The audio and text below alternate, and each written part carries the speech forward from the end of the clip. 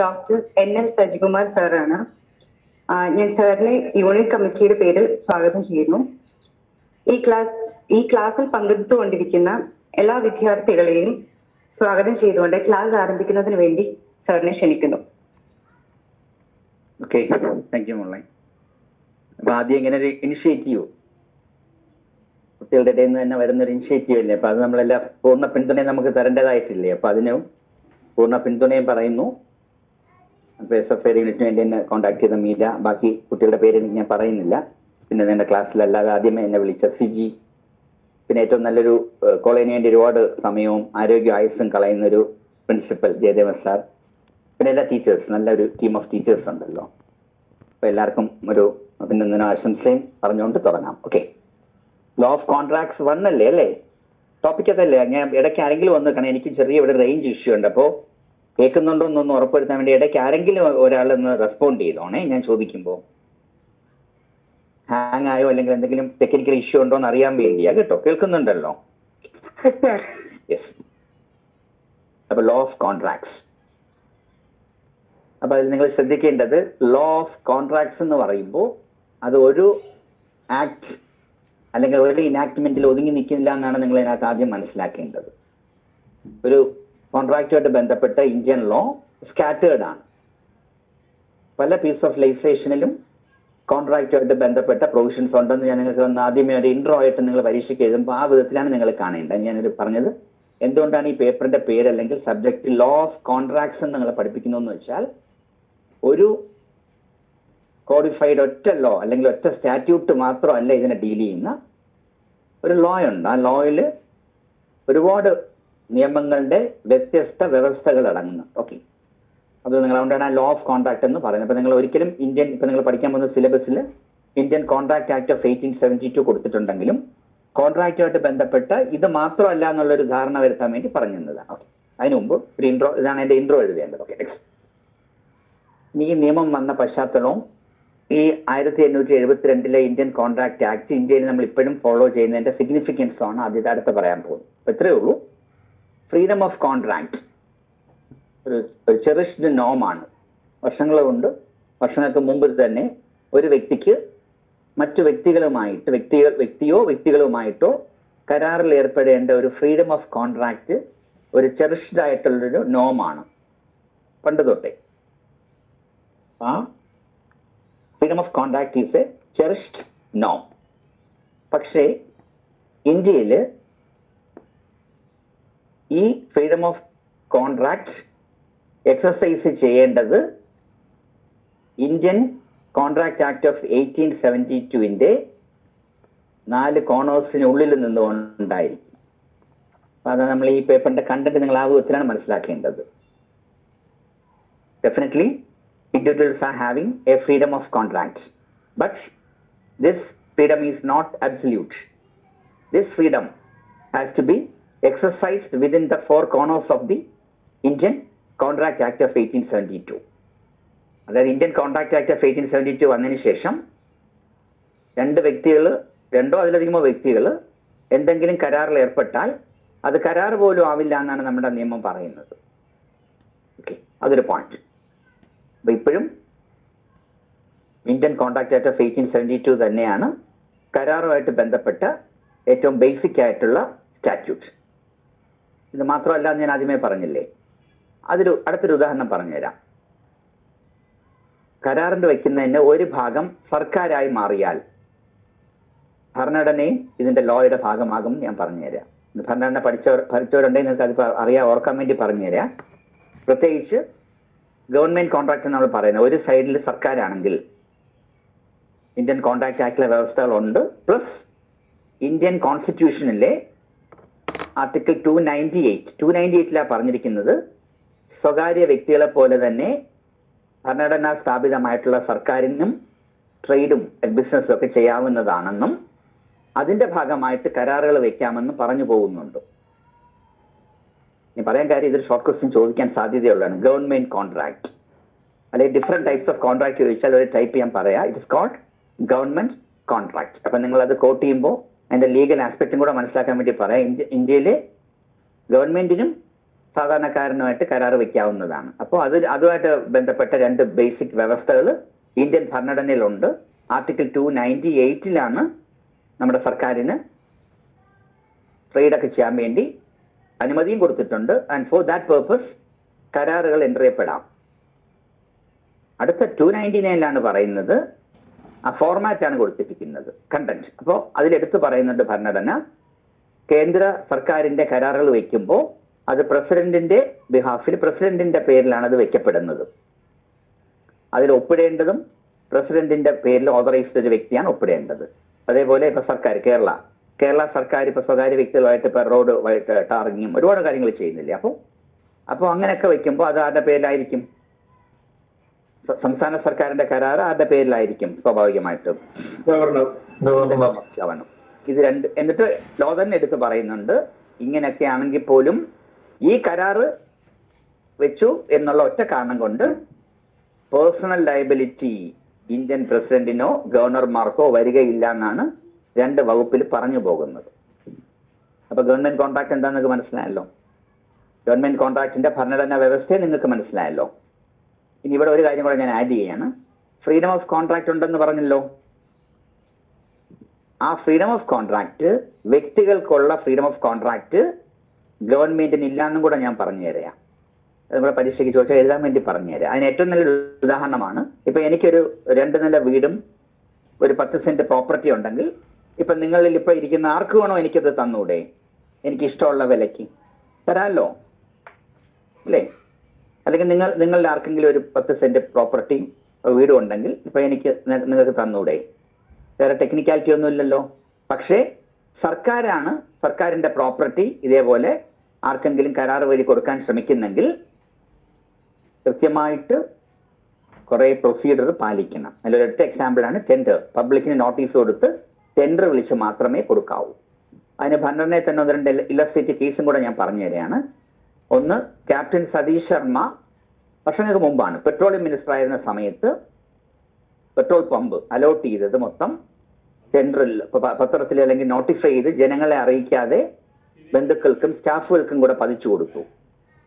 Petroleum മിനിസ്റ്ററുടെ കോട്ടയിൽ നിന്ന് കുറച്ച് കഴിഞ്ഞപ്പോൾ ഷീല കൗൾ എന്ന് പറഞ്ഞ വേറൊരു മിനിസ്റ്റർ അവരുടെ കോട്ടയിൽ മന്ത്രിയായിരുന്ന സമയത്ത് അവരുടെ കോട്ടയിൽ നിന്ന് എന്ത് ചെയ്തു? അവരുടെ ഫ്ലാറ്റും റെസ്റ്റോറൻറ്റ്സും ഒക്കെ ബന്ധുക്കൾക്കും സ്റ്റാഫുകൾക്കും പതിച്ചു കൊടുത്തു. അപ്പൊ ഇത് 2 നിങ്ങൾ ശ്രദ്ധിച്ചില്ലേ? ഇവര് കൊടുത്തതൊന്നും ഇവരുടെ പേഴ്സണൽ പ്രോപ്പർട്ടി അല്ല. കൊടുത്തത് ആരുടെ പ്രോപ്പർട്ടിയാ? ജനത്തിന്റെ പ്രോപ്പർട്ടി. അപ്പൊ ഈ 2 കേസിലും പൊതുതാൽപര്യ ഹർജി ഫയൽ ചെയ്യപ്പെടുകയും സുപ്രീം കോടതി പറഞ്ഞു ആർട്ടിക്കിൾ 14 ലംഘനമാണെന്ന്. ഇപ്പൊ ഗവൺമെന്റ് കോൺട്രാക്ടും കൂടെ നിങ്ങൾ എഴുതുമ്പോൾ ഈ ഒരു ആർട്ടിക്കിളും കൂടെ കോട്ട് ചെയ്യാൻ വേണ്ടി പറഞ്ഞു തരാം.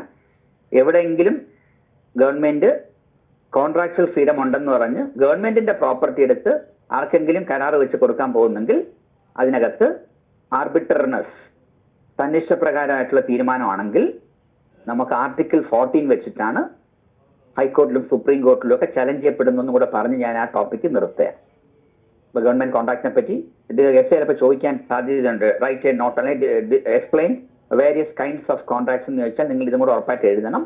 ഒരു ടൈപ്പ് ഓഫ് കരാറാണ് ഗവൺമെന്റ് കോൺട്രാക്ട്സ്. വകുപ്പ് ഞാൻ പറഞ്ഞത് റിപ്പീറ്റ് ചെയ്യണ്ടല്ലോ. 298, 299 പ്ലസ് നിയമം പഠിക്കുന്നവരായതുകൊണ്ട് നിങ്ങളുടെ അതും കൂടെ ഞാൻ പറഞ്ഞൊരു ലെവൽ മോളിൽ പറഞ്ഞു തരാം. ഗവൺമെന്റ് കോൺട്രാക്റ്റില് വ്യക്തികൾ തമ്മിലുള്ള കോൺട്രാക്ച്വൽ ഫ്രീഡം അപ്പൊ ആർക്കില്ല എന്ന് മനസ്സിലായല്ലോ. ഫ്രീഡം ഓഫ് കോൺട്രാക്ട് വ്യക്തികൾക്കേ കുറവാണ്. ഇന്ത്യൻ കോൺട്രാക്ട് ആക്ടിനകത്ത് നിന്നുകൊണ്ടേ ചെയ്യാൻ പറ്റൂ. ഇനി സർക്കാരിന്റെ എടുക്കുമ്പോൾ സർക്കാരിന് കുറച്ചും കൂടെ കുറവാണ്. ബിക്കോസ് സർക്കാർ കരാർ വയ്ക്കുമ്പോൾ ഒരിക്കലും ആർബിട്രറി ആവാൻ പാടില്ല. ആർബിട്രറി ആണെങ്കിൽ ആ കരാറ് ഭരണഘടനാ സ്ഥാപിതമായിട്ടുള്ള സുപ്രീം കോർട്ടിലും ഹൈക്കോർട്ടിലും പോയി റദ്ദ് ചെയ്യപ്പെടാം. അതിന് 2 കേസ് ഞാൻ പറഞ്ഞു തന്നു. ക്യാപ്റ്റൻ സതീഷ് ശർമ്മയുടെ കേസും പിന്നെ ഷീല കൗളിന്റെ കേസും. ഓക്കെ, കോട്ട് ചെയ്യാൻ വേണ്ടി പറഞ്ഞു തന്നതാണ്. അപ്പൊ ഇതാണ് ഗവൺമെന്റ് കോൺട്രാക്ട്. ഇപ്പൊ കണ്ടില്ലേ? അപ്പൊ കോൺട്രാക്ട് നിയമത്തിൽ ഇന്ത്യൻ നിങ്ങൾ സിലബസിൽ പഠിച്ചു വരുന്ന ഇന്ത്യൻ കോൺട്രാക്ട് ആക്ട് മാത്രമല്ല ഏതും കൂടെ വന്നു. ആരെങ്കിലും ഒന്ന് ജസ്റ്റ് പറഞ്ഞിട്ട് ഏതും കൂടെ വന്നു? വ്യക്തികളുടെ കോൺട്രാക്ട് മാത്രമല്ല സർക്കാരിന്റെ കോൺട്രാക്ട് അതിന് വരും. അതിന്റെ വ്യവസ്ഥ ഭരണഘടന വെച്ച് എഴുതുന്നെങ്കിൽ നിങ്ങൾ 3 വകുപ്പ് മിനിമം കോട്ട് ചെയ്യണം. 298 സർക്കാരിന് ബിസിനസ് ട്രേഡൊക്കെ ചെയ്യാനുള്ള അനുമതി കൊടുത്തിരിക്കുന്നത്. അതിനുവേണ്ടി കരാർ എൻ്റർ ചെയ്യപ്പെടേണ്ടി വരും. ആ കരാറിന്റെ ഫോർമാറ്റ് മാത്രമാണ് 299 പറഞ്ഞിരിക്കുന്നത്. പ്രസിഡന്റിന്റെയും ഗവർണറുടെയും പേരിൽ വെക്കപ്പെടണം. എന്നാൽ പ്രസിഡന്റിനും ഗവർണർക്കും ഈ കരാറിൽ ഒപ്പിട്ടു എന്നുള്ള ഒറ്റ കുഴപ്പം കൊണ്ട് പേഴ്സണൽ ലയബിലിറ്റി ഇല്ല എന്നും ഭരണഘടനയിൽ 299 പറഞ്ഞു പോകുന്നു. ഇൻ അഡീഷൻ ഈ പവർ അല്ലെങ്കിൽ ഈ ഫ്രീഡം സാധാരണക്കാരേക്കാൾ കുറവാണ് സർക്കാരിനെന്ന് ഞാൻ പറഞ്ഞുതരാം. സർക്കാരിന്റെ ഫ്രീഡം ഓഫ് കോൺട്രാക്ടിനകത്ത് ഏതും വരും. നിങ്ങൾ മൗലികാവകാശം പഠിച്ച ആർട്ടിക്കിൾ 14 ഒരു ആയുധമാണ്. ജനങ്ങൾക്ക് സർക്കാർ തോന്നിവാസത്തിൽ അലോട്ട് ചെയ്യുന്ന സർക്കാരിന്റെ കരാറുകളെല്ലാം ആർട്ടിക്കിൾ 14 വെച്ചിട്ടാണ് സുപ്രീം കോർട്ടിലും ഹൈക്കോർട്ടിലും ചലഞ്ച് ചെയ്യപ്പെടുന്നു എന്ന് പറഞ്ഞ് ഞാൻ ആ കോൺട്രാക്ട് വിട്ടിറങ്ങി. ഇനി വേറൊരു ലോ പറഞ്ഞുതരാം, അതറിയാവുന്നതാണ്. ഇപ്പോ ഏറ്റവും കൂടുതൽ കരാറുകൾ എൻ്റർ ചെയ്യപ്പെടുന്നത് ഓഫ്ലൈനിലല്ല, ഓൺലൈനിൽ കൂടെയാണ്. അറിയാലോ, കമ്പ്യൂട്ടറിന്റെ ഇന്റർനെറ്റിന്റെ ഒക്കെ ഡെവലപ്മെന്റ്സ് വന്നതിന് ശേഷം ഇൻഫർമേഷൻ ടെക്നോളജി ഡെവലപ്പ് ചെയ്തതോടുകൂടി ഒരു പുതിയ സ്പേസ് ഡെവലപ്പ് ചെയ്യപ്പെട്ടു, സൈബർ സ്പേസ്. ഇപ്പോൾ ഞാൻ പറയുന്നത് നിങ്ങൾ പേപ്പറിൽ പിന്നെ ഫൈനൽ ഇയറിൽ പഠിക്കപ്പെടും. അപ്പൊ ആ സൈബർ സ്പേസ് ഉപയോഗിച്ചിട്ടാണ് ഇപ്പൊ മിക്കവാറും ഒക്കെ കരാറുകൾ എൻ്റർ ചെയ്യപ്പെടുന്നത്. അമേരിക്കയിലിരുന്ന് ഒരു മെയിൽ എനിക്ക് അയക്കും, എന്തെങ്കിലും വേണോ എന്ന് ചോദിച്ചിട്ട്. ഇവിടെ കേരളത്തിൽ ട്രിവാൻഡ്രത്തിൽ ഞാൻ തിരിച്ച് മറുപടി മെയിലിന് അയക്കും. അപ്പൊ കണ്ടില്ല, എയും ബിയും കൂടെ മെയിൽ വെച്ചിട്ടാണ് അങ്ങോട്ടും ഇങ്ങോട്ടും കരാറിൽ എൻ്റർ ചെയ്യപ്പെട്ടത്. അങ്ങനെയാണെങ്കിൽ ഒരു നിയമവും കൂടെ നിങ്ങളുടെ ഇതിനകത്ത് എഴുതേണ്ടി വരും.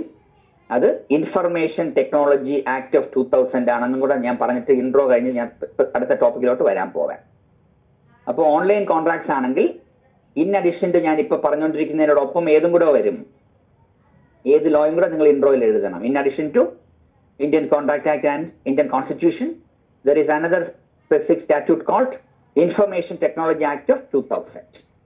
അപ്പൊ അതുവരെ മനസ്സിലായല്ലോ. ഇൻഫർമേഷൻ ടെക്നോളജി ആക്ട് അതിൽ കുറച്ച് വ്യവസ്ഥ പഠിച്ചാൽ മതി. സെക്ഷൻ ഓർത്താൽ മതി, ഗൂഗിൾ ചെയ്ത് നോക്കിയാൽ സെക്ഷൻ 10, 11, 12 ഒക്കെയാണ് ഏതിനെപ്പറ്റി, ഈ കോൺട്രാക്ട്സ് അല്ലെങ്കിൽ ഓൺലൈൻ. അപ്പൊ അതിനെപ്പറ്റി ഈ കോൺട്രാക്ട്സ് എന്നോ ഓൺലൈൻ കോൺട്രാക്ട്സ് എന്നോ ഒക്കെ ഷോർട്ട് ക്വസ്റ്റ്യൻ കിട്ടിയാൽ നിങ്ങൾ ഏതും കൂടെ എഴുതണം.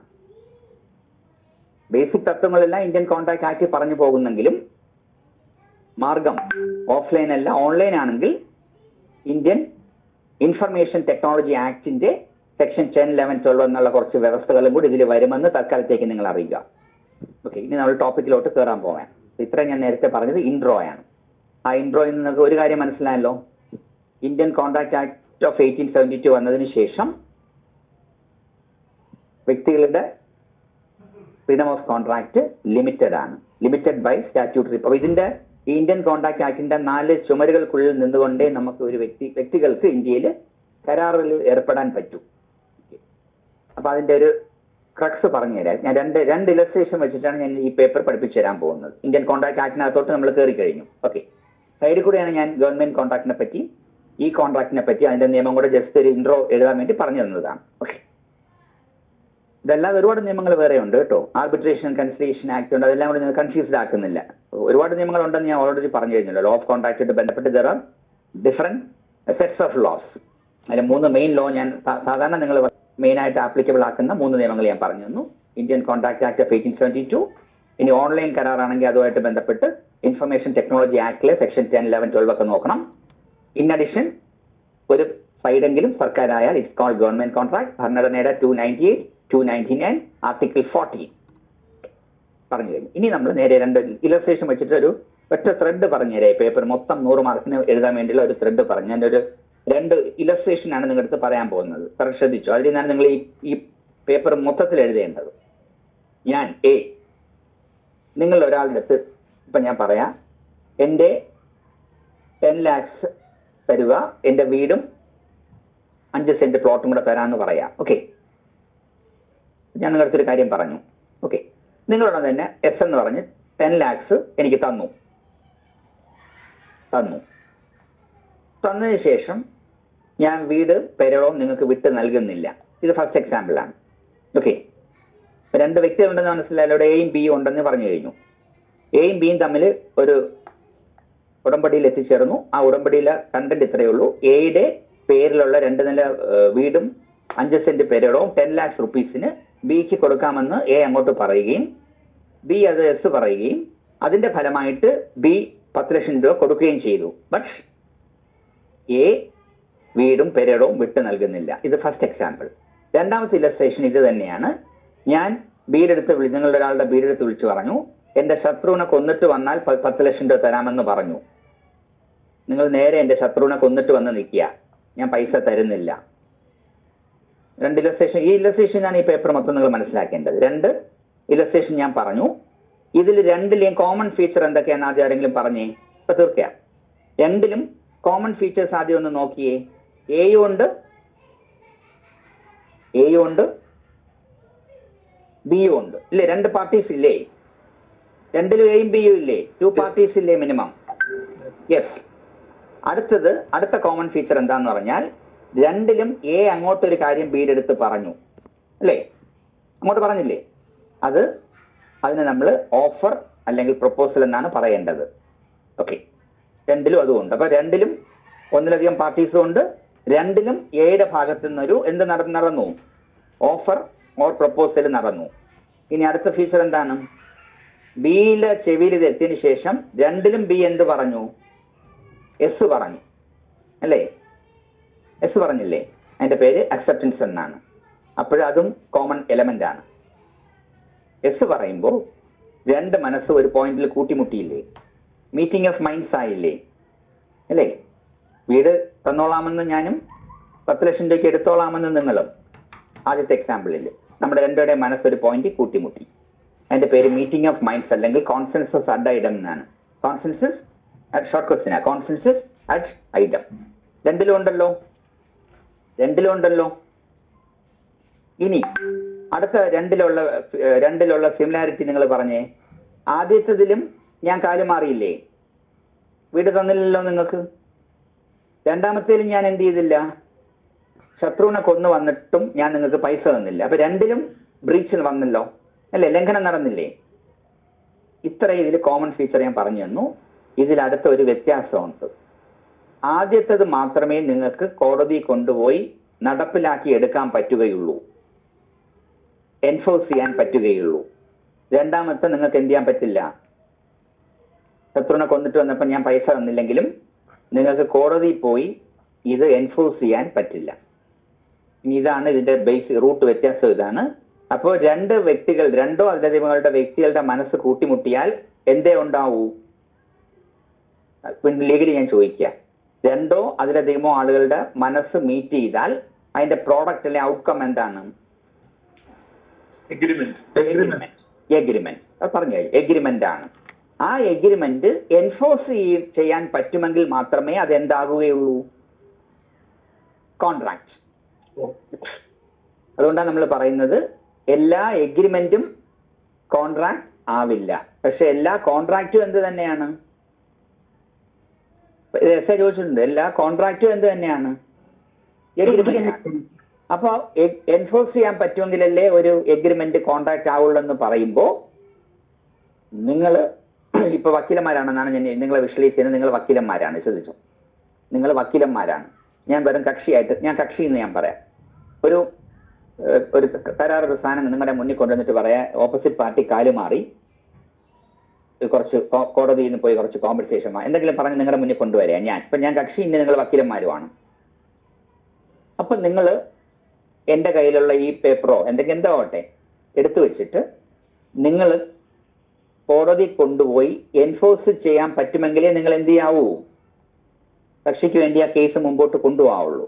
അപ്പൊ നിങ്ങൾ എന്തൊക്കെ ഉറപ്പുവരുത്തണമെന്ന് നോക്കിയാൽ മെയിനായിട്ട് 6 കാര്യങ്ങളാണ് നിങ്ങൾ ആ കരാറിൽ ഉറപ്പുവരുത്തേണ്ടത്. ഓക്കെ, അതിൽ പ്രധാനമായിട്ട് സെക്ഷൻ 10 പറഞ്ഞിരിക്കുന്ന 5 കാര്യങ്ങളുണ്ട്. ആ 5 കാര്യങ്ങൾ ഈ നിങ്ങൾക്ക് മുന്നിൽ കക്ഷി കൊണ്ടുവരുമ്പോൾ അതുണ്ടോ എന്ന് നിങ്ങളത് നോക്കിയാൽ മതി. ആ 5 കണ്ടീഷനും കൃത്യമായിട്ട് ഓരോന്നായിട്ട് നോക്കണം. ആ 5 കണ്ടീഷനും ഉണ്ടെങ്കിൽ പിന്നെ ഒരു അഡീഷണൽ കണ്ടീഷൻ കൂടെ ഉണ്ട്. ഈ 6 കണ്ടീഷൻ ഉണ്ടെങ്കിൽ ഞാൻ ഏൽപ്പിച്ച കേസ് നിങ്ങൾക്ക് ധൈര്യമായിട്ട് കൊണ്ടുപോകാം. എന്തുകൊണ്ടാണ്? ഈ 6 കണ്ടീഷനും പാലിക്കുമ്പോൾ ഞാൻ നിങ്ങളുടെ കൊണ്ടുവന്ന് ഏൽപ്പിച്ചത് എന്തായി മാറി? ഇറ്റ് ഈസ് എ ആണോ കോൺട്രാക്ട് ആണോ? നിങ്ങളെ ഏൽപ്പിച്ചിരിക്കുന്നത് ഈ 6 ടെസ്റ്റും പാസ്സായാൽ അതെന്താണ്? കോൺട്രാക്ട്. യെസ്. ഇല്ലെങ്കിൽ നിങ്ങൾ കക്ഷിയെടുത്ത് പറഞ്ഞ് മനസ്സിലാക്കി തിരിച്ചുവിടുന്നതാണ് കക്ഷിക്ക് നല്ലത്, നമുക്ക് നല്ലത്. ഓക്കെ, അപ്പൊ ഇനി നമ്മൾ ആ കണ്ടീഷൻ, അപ്പൊ ചുരുക്കി പറഞ്ഞാൽ എഗ്രിമെന്റ് പ്ലസ് എൻഫോഴ്സിബിലിറ്റി ആണ് എന്താണ്? കോൺട്രാക്ട്. ഓക്കെ, ഇനി എഗ്രിമെന്റ് ആവണമെങ്കിൽ 2 കാര്യം വേണ്ടേ? എന്തൊക്കെ വേണം? എഗ്രിമെന്റ് വേണമെങ്കിൽ എവിടെ തുടങ്ങുന്ന പോയിന്റ് എന്താണ്? ഓഫർ. പ്ലസ് മറുഭാഗത്ത് നിന്ന് എന്ത് വേണം? അക്സെപ്റ്റൻസ്. അപ്പൊ രണ്ട് എസ്സേ നിങ്ങൾ ഇതാണ് പഠിക്കേണ്ടത്. ഓഫറിനെ പറ്റി കുറെ ലീഗൽ പോയിന്റ്സ് ഞാൻ പറഞ്ഞുതരാം. അത് ഓഫറിനെ പറ്റി ഒരു എസ്സേ പഠിക്കുക. അടുത്ത എസ്സേ എപ്പോൾ ഏതായിരിക്കും? സ്വാഭാവികമായിട്ട് അടുത്ത എസ്സേനെ പറ്റി ആയിരിക്കും. അക്സെപ്റ്റൻസിനെ പറ്റി കുറച്ച് പോയിന്റ്സ് പറയുമ്പോൾ അക്സെപ്റ്റൻസുമായി. അപ്പൊ രണ്ട് എസ്സേ തീരുമ്പോൾ നിങ്ങൾക്ക് ഒരു കാര്യം മനസ്സിലാവും, എഗ്രിമെന്റ് എന്താണെന്ന് മനസ്സിലാവും. ഇനി അടുത്തത് എന്താണ് വേണ്ടത്? കോൺട്രാക്ട് എന്താണെന്ന് നോക്കണമെങ്കിൽ നിങ്ങൾ എത്ര എസ്സേയും കൂടെ പ്രിപ്പയർ ചെയ്യണം? എത്ര കണ്ടീഷൻ ഞാൻ പറഞ്ഞു? 5+6 കണ്ടീഷൻ. 5+1. അപ്പൊ ആ കണ്ടീഷനാണ്. അപ്പൊ ഞാൻ അത് വീണ്ടും റീക്യാപ്പ് ചെയ്ത് ഒന്ന് മൊത്തം സിലബസ് ഒറ്റ ഒരു മിനിറ്റ് തീർത്തിട്ട് ഓരോന്നായിട്ട് എടുത്തു തരാം. അപ്പൊ ഓഫറായി അക്സെപ്റ്റൻസ് ആയി, മൈൻഡ്സ് മീറ്റിംഗ് ഓഫ് മൈൻഡ്സ് നടന്നപ്പോൾ കോൺസെൻസസ് അഡൈഡം ഉണ്ടായി. The outcome is A mere agreement. ഇനി ഈ എഗ്രിമെന്റ് നമ്മൾ കോൺട്രാക്ട് ആക്കണ്ടേ? നമുക്ക് എൻഫോഴ്സ് ചെയ്യണമെങ്കിൽ കോൺട്രാക്ട് ആവുമല്ലോ. അപ്പൊ നമ്മൾ ആദ്യം നോക്കേണ്ട സെക്ഷൻ 10 ഓർത്തോണം. സെക്ഷൻ 10 ആണ് ഈ ആക്ടിൽ നമ്മൾ മെയിൻ ആയിട്ട്. 10, 11 ഒക്കെ ഉണ്ട്, പക്ഷെ 10 ആണ് ഇതിന്റെ ഹാർട്ട്. 10 പറഞ്ഞിരിക്കുന്ന 5 കണ്ടീഷനാണ് ഇപ്പൊ പറയാൻ പോണത്. അപ്പൊ നിങ്ങൾ എന്ത് ചെയ്യാൻ പോവുകയാണ്? ഞാൻ കൊണ്ടുവന്ന പേപ്പർ അല്ലെങ്കിൽ ഞാൻ കൊണ്ടുവന്ന എഗ്രിമെന്റ് അത് കോൺട്രാക്ട് ആവണോ എന്ന് നിങ്ങൾ ഉറപ്പുവരുത്താൻ പോവുകയാണ്. ഫസ്റ്റ് നിങ്ങൾ എന്താണ് നോക്കേണ്ടതെന്ന് പറഞ്ഞാൽ പാർട്ടീസ് കോമ്പീറ്റന്റ് ആണോ എന്ന് നോക്കണം. ഓക്കെ, അപ്പൊ കണ്ടീഷൻ നമ്പർ 1 ഏതാണെന്ന് മനസ്സിലായല്ലോ. എയോ ബിയോ രണ്ടോ അതിലധികം, 2 എന്ന് പറഞ്ഞാൽ മിനിമം 2 വേണമെന്നാണ്. ഒരുപാട് പേർക്ക് വരാം, പോട്ടെ. അപ്പൊ ഈ പാർട്ടീസ് ആരായിരിക്കണം? ഓരോന്നും ഓരോ എസ് ആണ് പരീക്ഷയ്ക്ക് ചോദിക്കുന്ന. പാർട്ടീസ് കോമ്പീറ്റന്റ് ആയിരിക്കണം. അപ്പോ ലോ ആരാകണം എന്നല്ല പറഞ്ഞിരിക്കുന്ന, ആരാകരുത് എന്നാണ് പറഞ്ഞിരിക്കുന്നത്. അതെല്ലാം സബ് ടോപ്പിക്സ് ഓരോന്നും ഞാൻ പറഞ്ഞുതരാം. ലോ ഫസ്റ്റ് കണ്ടീഷൻ എന്താണ്? പാർട്ടീസ് കോമ്പീറ്റന്റ് ആയിരിക്കണം. എന്നിട്ട് ലോ പറയുന്നു പാർട്ടീസ് മൈനർ ആവരുത്, ലുണാറ്റിക് ആവരുത്, ഡ്രങ്കൺ ആവരുത്, പിന്നെ ഏതെങ്കിലും നിലവിലുള്ള നിയമം അയോഗ്യത കൽപ്പിച്ചൊരു വ്യക്തി ആവരുത്. ആരാകരുത്? Disqualified person. അപ്പൊ നിങ്ങൾ കരാറിൽ ആദ്യം ഇതങ്ങോ നിങ്ങൾ ഒത്തു നോക്കണം. നിങ്ങൾ കൊണ്ടുവന്ന കരാർ, നിങ്ങൾ വക്കീലായിട്ട് കിടക്കുന്ന കേസിൽ മുമ്പ് നിങ്ങളുടെ കൈ കൊണ്ടുവന്ന ഡോക്യുമെന്റിൽ നിങ്ങൾ എന്താ നോക്കേണ്ടത്? ഫസ്റ്റ് കണ്ടീഷൻ ആയാലും പറഞ്ഞേ, പാർട്ടീസ് കോമ്പറ്റൻസി. അപ്പൊ ആരാവരുത് അതാണ് ഓർക്കേണ്ടത്. ഓരോന്നും ഞാൻ പറഞ്ഞുതരാം. ആരാകരുത്? മൈനർ ആവരുത്, ലുണാറ്റിക് ആവരുത്, ഡ്രങ്കൺ ആവരുത്, പിന്നെ ഏതെങ്കിലും ഒരു നിയമം ഡിസ്ക്വാളിഫൈ ചെയ്യപ്പെട്ട വ്യക്തി ആവരുത്.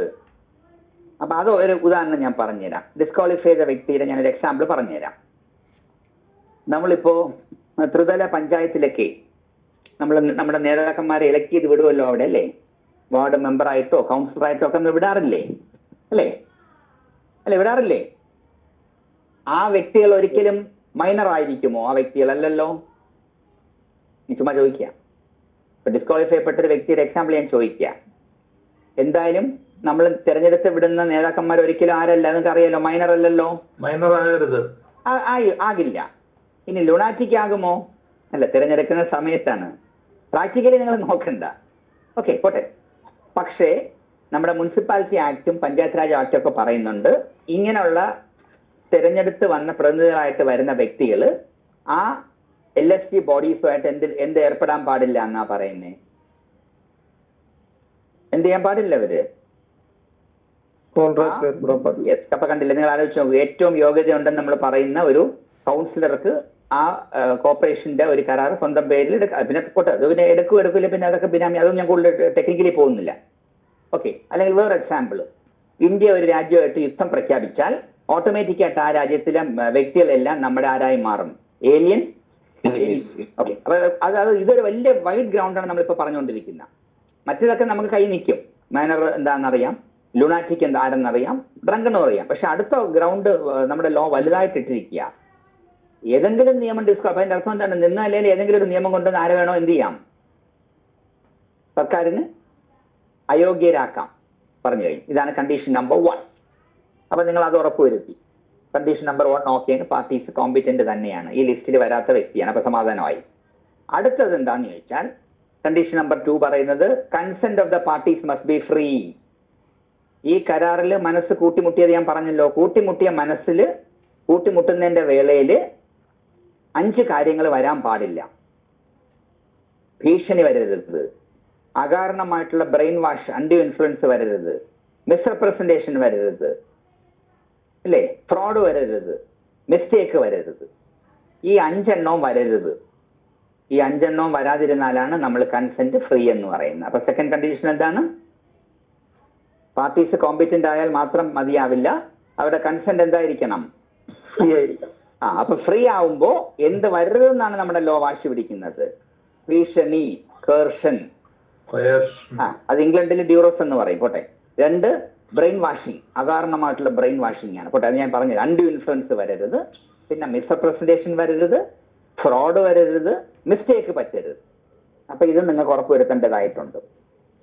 അപ്പൊ ഇത് രണ്ടും നിങ്ങൾ നോക്കിയപ്പോ ഇതൊന്നും വന്നിട്ടില്ല. ഓക്കെ ആയി. നെക്സ്റ്റ്, കരാറിന്റെ ഓബ്ജക്റ്റ്, ലക്ഷ്യം ലോഫുൾ ആയിരിക്കണം. അത് എളുപ്പമാണ്. ഇപ്പൊ ഡ്രഗ്സ് കടത്താനോ കള്ളനോട്ടടിക്കാനോ പ്രോസ്റ്റിറ്റ്യൂഷന് ഒരു വീട് വാടകയ്ക്ക് കൊടുക്കാനോ എടുക്കാനോ ഒക്കെ, ഇതൊക്കെ കരാറുകളെല്ലാം എന്താണ്? ഓബ്ജക്റ്റ് ഇല്ലീഗൽ ആവുമ്പോൾ എന്താണ്? അത് പറ്റില്ല. അപ്പൊ ഓബ്ജക്റ്റ് ലോഫുൾ ആയിരിക്കണം. ഇനി അടുത്ത കണ്ടീഷൻ നമ്പർ 4 പറയാൻ പോവുകയാ. എയുടെ ഭാഗത്തുനിന്ന് ബിക്ക് എന്തെങ്കിലും കൊടുക്കുമ്പോ തിരിച്ച് ബിയുടെ ഭാഗത്തുനിന്ന് എന്തെങ്കിലും തിരിച്ചു കിട്ടണം. Something in return. ഇതിനെയാണ് നമ്മൾ ക്വിഡ് പ്രോ കോ. എന്താണ്? ക്വിഡ് പ്രോ കോ. അത് മാൻഡേറ്ററി ആണ്. അത് ലോഫുൾ ആയിട്ടുള്ള ഒരു ക്വിഡ് പ്രോ കോ വേണം. ഓരോന്നിട്ട് എസ് ആയിട്ട് ഞാൻ പറഞ്ഞുതരാം. അപ്പം 4ാമത്തെ കണ്ടീഷൻ എന്താ പറഞ്ഞേ? ലോഫുൾ. കാരണം കൺസേഷൻ എന്നുള്ള വാക്ക് നമ്മൾ സാധാരണഗതിയിൽ പറയുന്ന ആ ടെക്നിക്കൽ ആ അർത്ഥം അല്ല ഇവിടെ വരുന്നത്. ഇവിടെ നമ്മൾ ഇന്ത്യൻ കോൺട്രാക്ട് ലോയിൽ നമ്മൾ പറയുന്ന എന്താ അർത്ഥം എന്താണ്? Something in return. അല്ലെങ്കിൽ ക്വിഡ്, ലാറ്റിൻ വാക്കാ ക്വിഡ് പ്രോ കോ. ഈ ലാറ്റിൻ കുറച്ച് വാക്കുകൾ എഴുതണം, LLB ആയതുകൊണ്ടേ. അത് നമ്മൾ ഉറപ്പുവരുത്തി. ഇത്ര ആയാലും കോൺട്രാക്ട് ആവില്ല. അടുത്തൊരു വലിയ ഒരു കുരുക്കും കൂടെ ഉണ്ട് അതിനകത്ത്. ഈ നിയമത്തിനകത്ത് ചില കരാറുകൾ ശൂന്യമാണെന്ന് ഈ ആക്ടിൽ തന്നെ ഡിക്ലെയർ ചെയ്തിരിക്കുക. ആ ലിസ്റ്റിൽ വരാനും പാടില്ല. അത് ഞാൻ നമ്മൾ ലാസ്റ്റ് കണ്ടീഷൻ പറയുന്നത് not declare to be void. അത് കൃത്യമായിട്ട് ഒരു എസ് ആയിട്ട് ചോദിച്ചിട്ടുണ്ട്. അല്ലെങ്കിൽ ഇതിന് കുറെ ഷോർട്ട് ക്വസ്റ്റ്യൻസ് ചോദിക്കും. അതിന് ഉദാഹരണങ്ങൾ ഞാൻ പറഞ്ഞുതരാം. ശേഷം ഒന്നെന്ന് പറഞ്ഞാൽ, ഞാൻ പറയുന്നു നാളെ മഴ പെയ്യും, നിങ്ങളൊരാൾ പറയുന്നു മഴ പെയ്യില്ല. അപ്പൊ പറയുന്നത് ശരി, 10,000 രൂപ ബെറ്റ് വയ്ക്കാൻ. ഓക്കെ, ഒരു എക്സാമ്പിൾ പറഞ്ഞുതരാം. ഇല്ലസ്ട്രേഷൻ മനസ്സിലായല്ലോ? ബെറ്റ് വെക്കുക, നാളെ മഴ പെയ്താൽ 10,000, മഴ പെയ്തില്ലെങ്കിൽ. അപ്പൊ ഈ നാളെ മഴ പെയ്യുമോ ഇല്ലേ എന്നുള്ളത് എയുടെയും ബിയുടെയും കൈകളിലാണോ? ആണോ? എയുടെയോ ബിയുടെയോ കയ്യിലല്ലല്ലോ മഴ, അല്ലല്ലോ. അതുകൊണ്ട് ഇങ്ങനെയുള്ള കരാറുകളുടെ പേര് വേജർ, WAGER, വേജർ എഗ്രിമെന്റ്സ് എന്നാണ് പറയുന്നത്. ഇത് നമ്മുടെ കരാർ നിയമത്തിലെ സെക്ഷൻ 30 പ്രകാരം ശൂന്യമാണ്. ഓക്കെ, ഒരു എക്സാമ്പിൾ നിങ്ങൾക്ക് പറഞ്ഞു തന്നു. അപ്പൊ വോയിഡ് എഗ്രിമെന്റിന്റെ ഒരു എക്സാമ്പിൾ ഏതാ? ഓക്കെ, ഇനി വേറെ എക്സാമ്പിൾ ഞാൻ പറയാം. പക്ഷെ ഇതിനൊക്കെ എക്സെപ്ഷൻസ് ഉണ്ട്. നിങ്ങൾക്ക് അറിയാമല്ലോ, ഇന്ത്യൻ ലോയുടെ ഏറ്റവും വലിയ പ്രത്യേകത എന്താണ്? ഒരു പ്രൊവിഷന് 100 എക്സെപ്ഷൻസ് കാണും. ഓക്കെ, ഇതിലെല്ലാം ഓഫ് കോഴ്സ് ഇതിനൊക്കെ എക്സെപ്ഷൻ പിന്നെ പറഞ്ഞു, ഞാൻ ഓരോ ഡിക്ലെയർ. രണ്ടാമത് വേറെ എക്സാമ്പിൾ ശ്രദ്ധിച്ചോ. ഞാൻ നിങ്ങളെ വിളിച്ചിട്ട് പറയാ, ഞാൻ 50,000 രൂപ നിങ്ങൾക്ക് തരാൻ പോവുകയാണ്. 1 മണിക്കൂറിനുള്ളിൽ 150 കിലോമീറ്റർ ഓടിയിട്ട് തിരിച്ചു വരണം. അപ്പൊ എന്താണ് ഓഫർ അക്സെപ്റ്റൻസ് മനസ്സിലായല്ലോ? അപ്പൊ നിങ്ങളോട് തന്നെ ശരി എന്ന് പറഞ്ഞ് പോവുകയാ. ഈ കരാർ വാലിഡ് ആണോ ഓയിഡ് ആണോ? അല്ലെങ്കിൽ ഞാൻ ഇത് പരീക്ഷ ചോദിച്ചിട്ടുണ്ട്. വേറൊന്ന് ഞാൻ നിങ്ങളുടെ അടുത്ത് പറയാൻ 1 ലക്ഷം രൂപ വാങ്ങിച്ചിട്ട് ഞാൻ പറയാം, നിങ്ങളുടെ പേരിടത്തിൽ ഒരു വലിയ നിധി തലമുറകളായിട്ട് കുഴിഞ്ഞ് അകത്ത് കിടക്കുകയാണ്, ഞാൻ മാജിക് വഴി ഇത് എടുത്തു തരാന്ന് പറഞ്ഞ് നിങ്ങളുമായിട്ട് കരാറിൽ ഏർപ്പെടുക. അതും ഓയിഡാണ്. വൈ അതാണ് എന്റെ ചോദ്യം. ആദ്യത്തെ എക്സാമ്പിൾ നിങ്ങൾ എന്തുകൊണ്ടാണ് അത് ശൂന്യം എന്ന് പറയാൻ കാര്യം? ഒരു മനുഷ്യന് 1 മണിക്കൂർ കൊണ്ട് 150 കിലോമീറ്റർ ഓടിയിട്ട് വരാൻ പറ്റുമോ? ഇല്ല. അതുകൊണ്ട് അതിനെ നമ്മൾ ഇമ്പോസിബിൾ എന്നുള്ള വാക്ക് പരീക്ഷയ്ക്ക് എഴുതുന്നു. To do an impossible act void ആണ്. അപ്പൊ നിങ്ങൾ അറിയുക, ഇന്ത്യയിൽ കരാർ വെക്കുന്ന സമയത്ത് തന്നെ ഇമ്പോസിബിൾ ആയിട്ടുള്ള ഒരു കാര്യം അതിൽ പറഞ്ഞാൽ ആ കരാറ് ശൂന്യമാണ്. ഒരിക്കലും അത് എന്താവില്ല, ഓയിഡ് അഭിനിശ്ചയമാണ്, ഫ്രം ദ വെരി ബിഗിനിങ് ആണ്. ഇപ്പൊ 2 എക്സാമ്പിൾ മനസ്സിലായല്ലോ.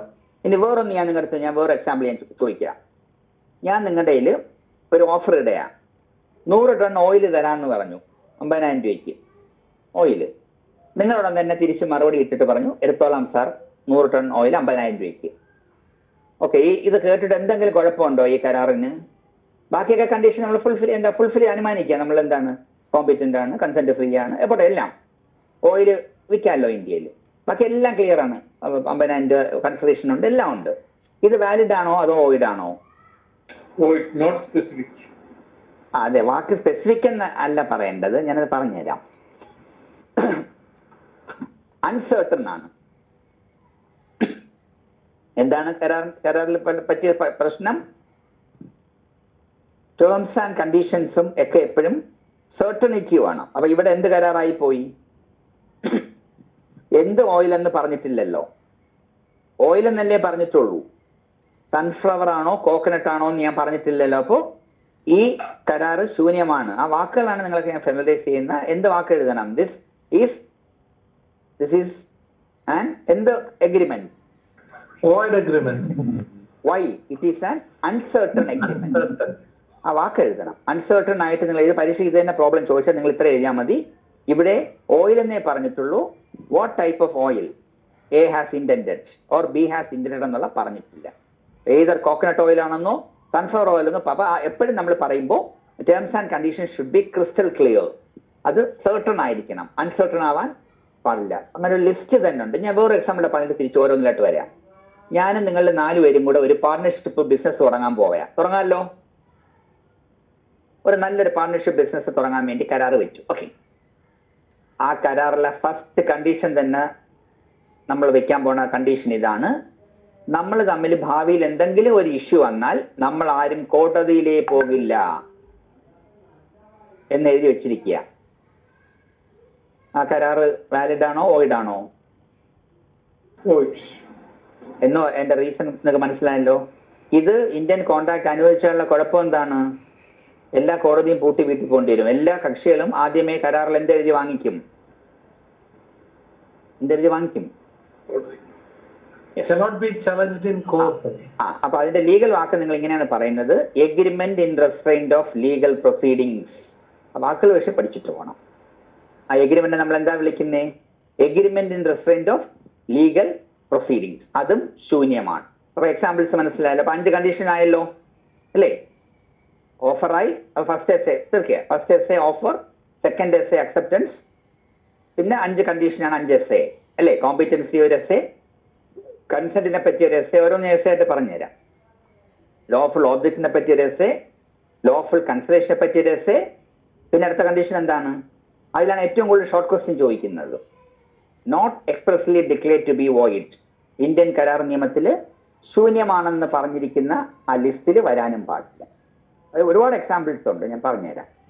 അതിന് വേറൊരു ഉദാഹരണം കൂടെ ഞാൻ പറഞ്ഞത്, അത് പരീക്ഷയ്ക്ക് ചോദിക്കുന്നതാണ്, ശ്രദ്ധിച്ചോ. ഞാനൊരു വലിയ എംപ്ലോയറാണ്, ശ്രദ്ധിച്ചോ, എംപ്ലോയറാണ്, ഞാൻ ജോലി കൊടുക്കുന്ന ഒരാളാണ്. അപ്പൊ നിങ്ങളിപ്പോൾ ഇത്രയും പേർക്ക് ഇവിടെ വന്ന് എൻ്റെ അടുത്ത് ഒരു ജോലിക്ക് വന്നു. ഓക്കെ, ജോലി ചോദിക്കാൻ അറിയാലോ, ഇന്ത്യയിൽ ഏറ്റവും വലിയ പ്രശ്നം അൺഎംപ്ലോയ്മെന്റ് അല്ലേ. അപ്പൊ നിങ്ങൾ ഇത്രയും പേര് എൻ്റെ അടുത്തൊരു ജോലി, പ്രൈവറ്റ് മുതലാളിയാണെന്ന് വിചാരിച്ചു, ഞാൻ എൻ്റെ മുമ്പിൽ നിന്ന് ജോലിക്ക് വന്നു. അപ്പൊ ഞാൻ നോക്കിയപ്പോൾ ഇവിടെ മിനിമം വേജസ് ആക്ട് ഉണ്ട്. മിനിമം വേജസ് ആക്ട് പറയുന്നു മിനിമം സർക്കാർ നിശ്ചയിക്കുന്ന കൂലി നിങ്ങൾക്ക് തന്നേ പറ്റൂ.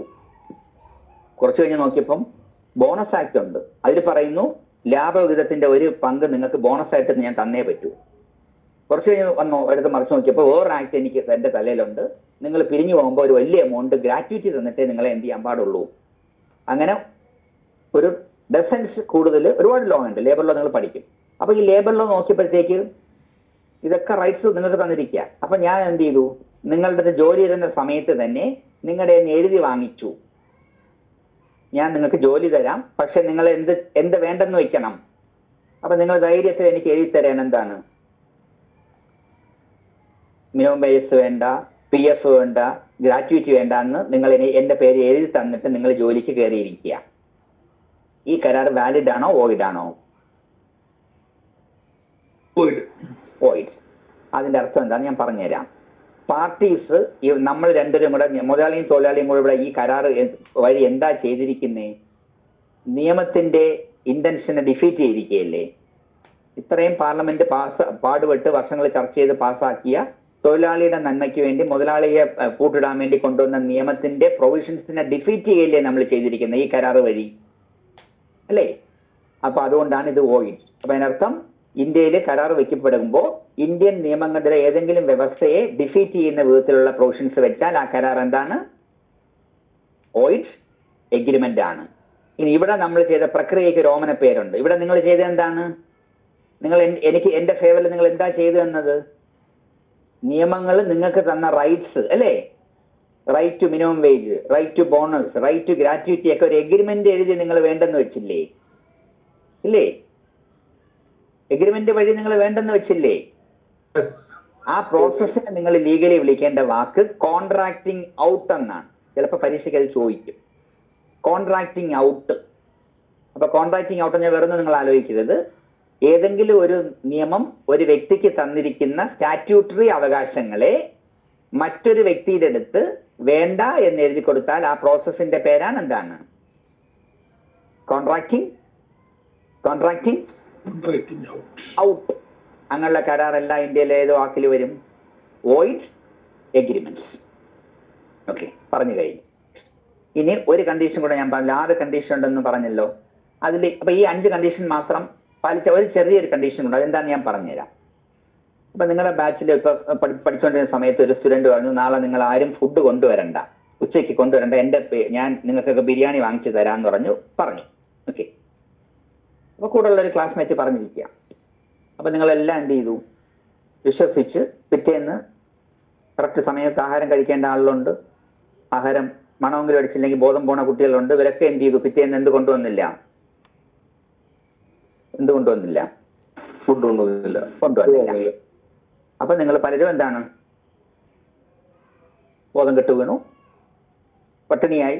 പക്ഷെ നിങ്ങൾക്ക് ആ കൂട്ടുകാരന്റെ അടുത്തോ ഒരിക്കലും പോയി അത് എൻഫോഴ്സ് ചെയ്യാൻ പറ്റില്ല. ബിക്കോസ് കൂട്ടുകാരന്റെ കയ്യിൽ നിന്ന് ഒരു നേരത്തെ ഫുഡ് വാങ്ങിച്ച് തിന്നേക്കാമെന്നുള്ളത് നിങ്ങളുടെ ലീഗൽ റൈറ്റ് അല്ല. അത് വെറും ഒരു സോഷ്യൽ റൈറ്റ് ആകാം. ഓക്കെ. അപ്പൊ ചുരുക്കി പറഞ്ഞാൽ ലീഗലി പറയുന്നത് എപ്പോഴും കരാർ വാലിഡ് ആവണമെങ്കിൽ, അല്ലെങ്കിൽ കോൺട്രാക്ട് എന്ന് വിളിക്കണമെങ്കിൽ there should be an intention to create legal obligations. അപ്പൊ ലീഗൽ ഒബ്ലിഗേഷൻസ് ക്രിയേറ്റ് ചെയ്യാനുള്ള ഒരു ഇന്റൻഷൻ ഇല്ലെങ്കിലും ആ കരാർ എന്താണ്? വെറും എഗ്രിമെന്റ് മാത്രമേ ആവുള്ളൂ. അതൊരിക്കലും എന്താവില്ല? കോൺട്രാക്ട് ആവില്ല. ഒരു കേസും സിലബസിലുണ്ട്, Balfour versus Mr Balfour versus Mrs Balfour. Okay. അപ്പൊ ആ കണ്ടീഷൻ ആരെങ്കിലും ഒന്ന് പറഞ്ഞേ. പാർട്ടീസ് കോമ്പിറ്റന്റ് ആയിരിക്കണം, കൺസെന്റ് ഫ്രീ ആയിരിക്കണം, ലോഫുൾ ഓബ്ജക്റ്റ് വേണം, ലോഫുൾ കൺസിഡറേഷൻ വേണം, ഓയിഡ് ആയിട്ട് ഡിക്ലെയർ ചെയ്ത ലിസ്റ്റ് വരാൻ പാടില്ല, plus there should be an intention to create legal obligation. ഇത്രയും പാലിച്ചാൽ അത് വക്കീലിന് ധൈര്യമായിട്ട് കക്ഷിക്ക് വേണ്ടി കോടതിയിൽ കൊണ്ടുപോയി എന്ത് ചെയ്യപ്പെടാം? എൻഫോഴ്സ് ചെയ്യപ്പെടാം. അതിനെയാണ് നമ്മൾ വാലിഡ് കോൺട്രാക്ട് എന്നാണ് നമ്മൾ ഒരു വാക്കും കൂടി ഇട്ടിട്ട് ആഡ് ചെയ്യുക. അപ്പൊ എന്തായാലും കോൺട്രാക്ടിന്റെ കോൺസെപ്റ്റ് മനസ്സിലായല്ലോ. അപ്പൊ എത്ര എസ്സേ നിങ്ങൾ പഠിക്കണമെന്നൊന്ന് പറഞ്ഞു. എത്ര എസ്സേ ഞാൻ പറഞ്ഞു? എത്ര എണ്ണം? ഓരോന്നിട്ട് ഇപ്പൊ റീക്യാപ്പ് ചെയ്ത് തരാം. മാക്സിമം 1 hour കൊണ്ട് ഞാൻ തീർത്തു തരാം. എത്ര എണ്ണം പറഞ്ഞു തന്നു? എത്ര എസ്സേ? ഓഫർ ഒരു എസ്സേ, അക്സെപ്റ്റൻസ് ഒരു എസ്സേ, ഇപ്പൊ പറഞ്ഞ 6 കണ്ടീഷൻസ് 6 എസ്സേ. ഓക്കെ. ഇനി ഒറ്റ ലാസ്റ്റ് എസ്സേയും കൂടെ പറഞ്ഞു, 2 ചെറിയ ഷോർട്ട് എസ്സേസും കൂടെ ഉള്ളു, ഞാൻ പറഞ്ഞുതരാം ശേഷം. അപ്പൊ നമ്മൾ ആദ്യം ഓഫർ കിട്ടിയ വ്യക്തി എസ് പറഞ്ഞപ്പോ അക്സെപ്റ്റൻസ് ആയി. അപ്പൊ എന്തുണ്ടായി? ഏത് വാക്കാണ് നിങ്ങൾ പറയേണ്ടത്? ഓഫറും അക്സെപ്റ്റൻസും നടന്നാൽ നിങ്ങൾ ഉടൻ പറയേണ്ട വാക്ക് ഏതാണ്? മീറ്റിംഗ് ഓഫ് മൈൻഡ്സ് അല്ലെങ്കിൽ കോൺസെൻസസ് അഡൈഡം. എന്നാൽ ഉണ്ടാവുന്ന പ്രോഡക്റ്റിനെ നിങ്ങൾ എന്താ വിളിക്കേണ്ടത്? എഗ്രിമെന്റ്. ബാക്കി പ്രോമിസ് ഒക്കെ ഞാൻ പറഞ്ഞുതരാം. എഗ്രിമെന്റ്. ഇനി നമ്മളത് എൻഫോഴ്സിബിൾ, അത് കോൺട്രാക്ട് ആവുമ്പോൾ എൻഫോഴ്സിബിലിറ്റിയുടെ കണ്ടീഷൻസ് നോക്കുമ്പോൾ നിങ്ങൾ 6 എസ്സേയും കൂടെ പഠിച്ചല്ലോ. ഓക്കെ. ഇനി അടുത്തൊരു 2 ചെറിയ യൂണിറ്റും കൂടെ ഉള്ളൂ. സിലബസ് തീർക്കുക, എന്നിട്ട് ഓരോന്നായിട്ട് പറഞ്ഞുതരാം. കരാറായിപ്പോയി. എക്സാമ്പിൾ ആദ്യത്തെ പറയാം. ഞാൻ നിങ്ങൾക്ക് വീട് തരാമെന്ന് പറഞ്ഞു, അത് നിങ്ങൾ കോൺട്രാക്ട് തന്നെ അംഗീകരിച്ചല്ലോ അല്ലേ? എന്റെ ശത്രുവിനെ കൊന്നിട്ട് വന്ന പൈസ തരാന്നുള്ളത് മാത്രമല്ലേ നിങ്ങൾ കരാറല്ല എന്ന് മനസ്സിലായല്ലോ. അത് വെറും എഗ്രിമെന്റ് ആണ്, അത് എൻഫോഴ്സ് ചെയ്യാൻ പറ്റില്ല. പക്ഷെ ആദ്യത്തെ ഞാൻ പറഞ്ഞ എന്താണ്? ഞാൻ നിങ്ങളുടെ അടുത്ത് പറയുന്നു എന്റെ 5 സെന്റ് പെരേടവും വീടും കൂടെ നിങ്ങൾ 10 ലക്ഷം രൂപയ്ക്ക് തരാമെന്ന് പറഞ്ഞു. നിങ്ങൾ എസ് പറഞ്ഞു. ഓക്കെ. അപ്പോ ഓഫറായി, അക്സെപ്റ്റൻസ് ആയി. നേരത്തെ പറഞ്ഞ കണ്ടീഷൻസ് എല്ലാം ഇതിൽ പാലിക്കുകയാണ്. ഞാനും നിങ്ങളും മേജറാണ്, ബട്ടില്ല പോട്ടെ, കോമ്പിറ്റന്റ് ആണ്, സത്യമുള്ള ഒന്നും കാണിച്ചിട്ടില്ല. ഞാൻ നിങ്ങൾക്ക് അങ്ങോട്ട് വീട് തരുന്നത് ഇന്ത്യയിൽ ഇപ്പൊ ആസ് ഓഫ് നൗ വീട് വിൽക്കാം, പോട്ടെ, വീട് കൊടുക്കാം, പ്രശ്നമില്ല. പിന്നെന്താണ്? നിങ്ങൾ പകരം എനിക്ക് 10 lakhs എല്ലാം ഓക്കെയാണ്. ഇത് ഈ കരാർ ശൂന്യവുമല്ല. അപ്പൊ നമ്മൾ രണ്ടും പാർട്ടീസ് ഒരു ബന്ധനത്തിനകത്തായി പോവും. ഒരു ലീഗൽ ബോണ്ട് നമ്മുടെ മോഡിൽ വരും. അതിന്റെ പേര് വിൻകുലം ജൂറിസ് എന്നാണ്. ഞാൻ പറഞ്ഞുതരാം. വിൻകുലം ജൂറിസ്. അപ്പൊ ഒരു വാലിഡ് കരാറ് കോൺട്രാക്ട് ആയി പോയാലുള്ള പ്രശ്നം തന്നെയാണ് അത്. ഞാൻ പറഞ്ഞത് അതൊരു പ്രശ്നം തന്നെയാണ്. എ പറഞ്ഞാൽ എ പാലിച്ചേ പറ്റുള്ളൂ, ബി പറഞ്ഞത് ബിയും പാലിച്ചേ പറ്റുകയുള്ളൂ. ഒരു നമ്മുടെ എയുടെയും ബിയുടെയും മുകളിൽ ഒരു ബന്ധനം ഉണ്ടായി. ആ ബന്ധനത്തിനകത്ത് നമ്മൾ പെട്ടുപോയി. ബന്ധനം ഒരു പോസിറ്റീവ് ബന്ധനമാണ് ഞാൻ പറയാം. ഓക്കെ. പക്ഷെ ഇത് ആജീവനാന്ത ബന്ധനമാണോ? ആണോ? ഈ ബന്ധനം ആജീവനാന്ത ബന്ധനമാണോ? നോ, അല്ല. ഈ ബന്ധനം പൊട്ടിച്ച് നമുക്ക് ഫ്രീ ആയിട്ട് വെളിയിൽ ഇറങ്ങണ്ടേ?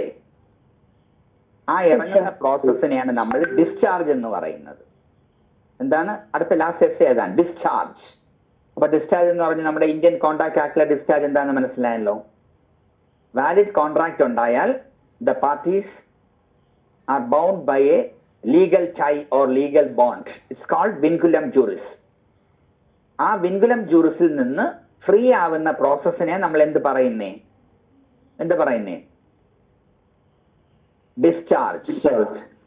അപ്പൊ ഡിസ്ചാർജിന്റെ മാർഗങ്ങൾ അടുത്ത എസ്സേയിൽ ഞാൻ പറയാൻ പോവേൻ. ഓക്കെ. എന്നിട്ട് തിരിച്ച് വീണ്ടും ഓരോന്നിട്ട് പറഞ്ഞുതരാം. ഡിസ്ചാർജിന്റെ മാർഗങ്ങൾ നമ്പർ 1 എന്താന്ന് പറഞ്ഞാൽ, ഞാൻ നിങ്ങൾക്ക് വീട് തന്നു, നിങ്ങൾ എനിക്ക് എന്ത് തന്നാ മതി? സിമ്പിൾ ആണ്. ഞാൻ നിങ്ങൾക്ക് വീട് തന്നു, നിങ്ങൾ എനിക്ക് എന്ത് തരണം? പൈസ. പിന്നെ നമ്മൾ കണ്ടാൽ മിണ്ടണമെന്ന് പോലും നമ്മുടെ ലോ പറയുന്നില്ല. അപ്പൊ ഫസ്റ്റ് മാർഗം, മാന്യമായ മാർഗം എന്താണെന്ന് മനസ്സിലായല്ലോ. പെർഫോമൻസ്. അപ്പൊ ഡിസ്ചാർജിനാവുന്ന ഫസ്റ്റ് മാർഗം എന്താണ്? രസ ക്വസ്റ്റ്യൻ ആണ്. പെർഫോമൻസ്. എ എഗ്രി ചെയ്ത എ അങ്ങ് ചെയ്യണം, ബി എഗ്രി ചെയ്ത ബി അങ്ങ് ചെയ്യണം. ഓക്കെ, ഇതാണ് ഫസ്റ്റ് മാർഗം. ഇനി അടുത്ത മാർഗം പറയാൻ പോവാൻ. ഇത് മോഡ്സ് ക്വസ്റ്റ്യൻ ഇങ്ങനെയായിരിക്കും. What do you mean by discharge and what are the modes of discharge? Okay. അപ്പൊ ആദ്യത്തെ ഒരു മോഡ് മനസ്സിലായല്ലോ. എന്താണ് ആ മോഡ്? ഫസ്റ്റ് മോഡ് എന്താണ്? പെർഫോമൻസ്. രണ്ടാമത്തെ മോഡ് നിങ്ങൾ ശ്രദ്ധിച്ചോ. 10 ലക്ഷം രൂപയ്ക്ക് ഞാനും നിങ്ങളും കൂടെ വീട് കരാറായി. പക്ഷെ നിങ്ങൾ എത്ര കൂട്ടിയിട്ടും ഒരു 50,000 രൂപയുടെ കുറവ് വരുന്നു. അപ്പൊ നിങ്ങൾ വിളിച്ചിട്ട് രണ്ടാമത് എനിക്ക് പറയാം, സാർ ഒരു 9,50,000 ഉള്ളൂ, ഒരു 50,000 രൂപ കുറച്ച് സാറൊന്ന് സഹായിക്കാമോ എന്ന് ചോദിച്ചു എൻ്റെ അടുത്ത്. അപ്പൊ എന്റെ മനസ്സതിന് ഞാൻ പറഞ്ഞു, ശരി, 10 ലക്ഷം എനിക്ക് വേണ്ട, എത്ര മതി? ഇനി എത്ര മതി? 9,50,000 എന്ന് നമ്മൾ തമ്മിൽ തന്നെ തീരുമാനമാക്കി കരാറ് മാറ്റി. അതാണ് അടുത്ത രണ്ടാമത്തെ ഗ്രൗണ്ട്. അതിന്റെ പേര് നോവേഷൻ. നോവ മീൻസ് ന്യൂ, അല്ലെ ആൾട്രേഷൻ, അല്ലെങ്കിൽ സബ്സ്റ്റിറ്റ്യൂഷൻ. അപ്പൊ എന്താന്ന് മനസ്സിലായല്ലോ. കരാറ് വെച്ച പാർട്ടീസ് തന്നെ കരാറ് വെച്ചതിന് ശേഷം ടേംസ് ആൻഡ് കണ്ടീഷൻസോ ആ പറഞ്ഞ പെർഫോം ചെയ്യേണ്ട ഡേയോ എല്ലാം പുതുക്കിയോ മാറ്റിയോ എഴുതിയാൽ ആ മാർഗം വഴി ഡിസ്ചാർജായി. ഏത് ഡിസ്ചാർജായി? ഏത് കരാറ്? First agreement, original contract. Original contract discharge ആയി. അപ്പൊ ഫസ്റ്റ് മാർഗം പെർഫോമൻസ് വഴി ഡിസ്ചാർജ് ആവാം. 2 നോവേഷൻ. നോവ എന്നുള്ള ഫ്രഞ്ച് വാക്കാണ്, ന്യൂ എന്നാണ് അർത്ഥം. നോവേഷൻ പുതുക്കുക, നോവേഷൻ അല്ലെ ആൾട്രേഷൻ അല്ലെങ്കിൽ സബ്സ്റ്റിറ്റ്യൂഷൻ. മനസ്സിലായല്ലോ. ഇനി അടുത്തൊരു റൗണ്ട് പറഞ്ഞുതരാം, ശ്രദ്ധിച്ചോ. യേശുദാസ് പാടാന്ന് പറഞ്ഞ് നമ്മുടെ ഒരു 5 ലക്ഷം രൂപ ഒരു കരാർ വെച്ചു. സംഗീത കച്ചേരി നമ്മൾ ബുക്ക് ചെയ്ത് കരാർ വെച്ചു. പാട്ട് പാടുന്നതിന്റെ തലേ ദിവസം യേശുദാസിന് ഒരു തോട്ട് ഇൻഫെക്ഷൻ വന്ന് ഡോക്ടർ അഡ്വൈസ് ചെയ്തു 1 മാസത്തേക്ക് പാടരുത്. എക്സാമ്പിൾ ക്ലിയർ അല്ലേ? ഓക്കെ ആണോ? ഓക്കെ. അടുത്ത വേറെ എക്സാമ്പിള്. നിങ്ങൾ എൻ്റെ വീട്ടിലൊരു പശു ഉണ്ട്. അപ്പൊ നിങ്ങൾ പറഞ്ഞ് 10,000 രൂപ കൊണ്ടുവന്നിട്ട് ആ പശുവിനെ എന്ത് ചെയ്തു? നിങ്ങൾക്ക് വേണമെന്ന് പറഞ്ഞ് 10,000 രൂപ തന്നിട്ട് നാളെ വന്നിട്ട് പശുവിനെ തരാന്ന് പറഞ്ഞിട്ട്, അല്ലെങ്കിൽ അഡ്വാൻസ് ആയിട്ട് നാളെ വന്ന് എടുത്തോളാം എന്നിട്ട് പോവുക. അപ്പൊ പശുവിനെ കൊടുക്കാമല്ലോ. ഇന്ത്യയിൽ പശുവിനെ വിൽക്കുന്നതിന് ലീഗൽ ബാർ ഒന്നും ഇല്ലല്ലോ. ഓക്കെ, അതിനില്ലല്ലോ, ഇതുവരെ ലീഗൽ ബാർ വന്നിട്ടില്ലല്ലോ. ഓക്കെ, അപ്പൊ ഇത് വാലിഡ് അല്ലേ? പക്ഷേ എന്നെ വിട്ടുപിരിയാനുള്ള വിഷമം കൊണ്ട് പശു ഹാർട്ട് അറ്റാക്ക് ആയിട്ട് മരിച്ചുപോയി. രണ്ടാമത്തെ എക്സാമ്പിൾ മനസ്സിലായല്ലോ. മൂന്നാമത്തെ എക്സാമ്പിള്, ഒരു കല്യാണം നമ്മൾ പോയി ബുക്ക് ചെയ്തു, കല്യാണ മണ്ഡപം. തലേ ദിവസം കാറ്റടിച്ച് ഷോർട്ട് സർക്യൂട്ട് അടിച്ചിട്ട് കല്യാണ മണ്ഡപം കത്തിപ്പോയി. പിറ്റേ നമ്മൾ എന്തപ്പോൾ മണ്ഡപമേ അവിടെ ഇല്ല. ഇവിടൊക്കെ നിങ്ങൾക്ക് കാണാൻ കഴിയുന്ന പ്രതിഭാസം എന്താണ് പ്രതിഭാസം?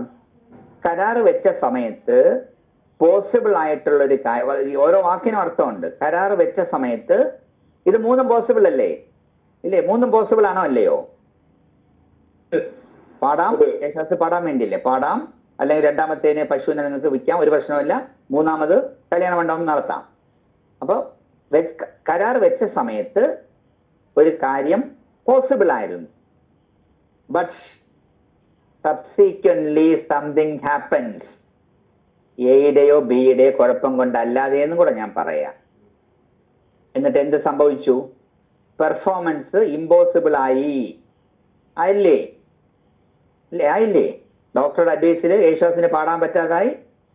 വിഷമത്തില് ഹാർട്ട് അറ്റാക്ക് ആയിട്ട് പശു ചത്തുപോയി. ഷോർട്ട് സർക്യൂട്ടില് കല്യാണ മണ്ഡപം കത്തിപ്പോയി. ഈ 3 സമയത്തും law will not compel a person to do an impossible act. ചെയ്യാൻ പറ്റാത്തൊരു കാര്യം ചെയ്യിക്കാൻ ലോ ഒരിക്കലും സമ്മതിക്കില്ല. അപ്പൊ ലോ തന്നെ ഒരു ഡോക്ട്രിൻ കൊണ്ടുവരും. ആ ഡോക്ട്രിന്റെ പേര് ഡോക്ട്രിൻ ഓഫ് ഫ്രസ്ട്രേഷൻ. എന്താണ്?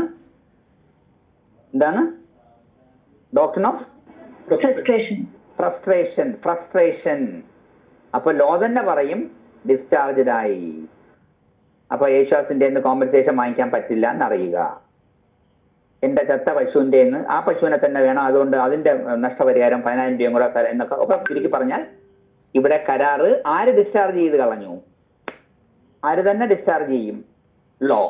ആ ഡോക്ടറിന്റെ പേരാണ് ഡോക്ട്രിൻ ഓഫ് ഫ്രസ്ട്രേഷൻ.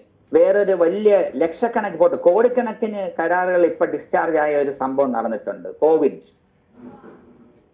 അത് എഴുതാൻ വേണ്ടി പറഞ്ഞുതരാം. പരീക്ഷാ ഷീറ്റിൽ ഇത് ചോദിച്ചാൽ എഴുതണം. ബിക്കോസ് നിന്ന നിലയിലെ കോവിഡ് വന്നിട്ട് ലോകം മൊത്തം പീസാക്കി അടച്ചു പൂട്ടി ലോക്ക്ഡൌണും ഒക്കെ വന്നില്ലേ അല്ലേ?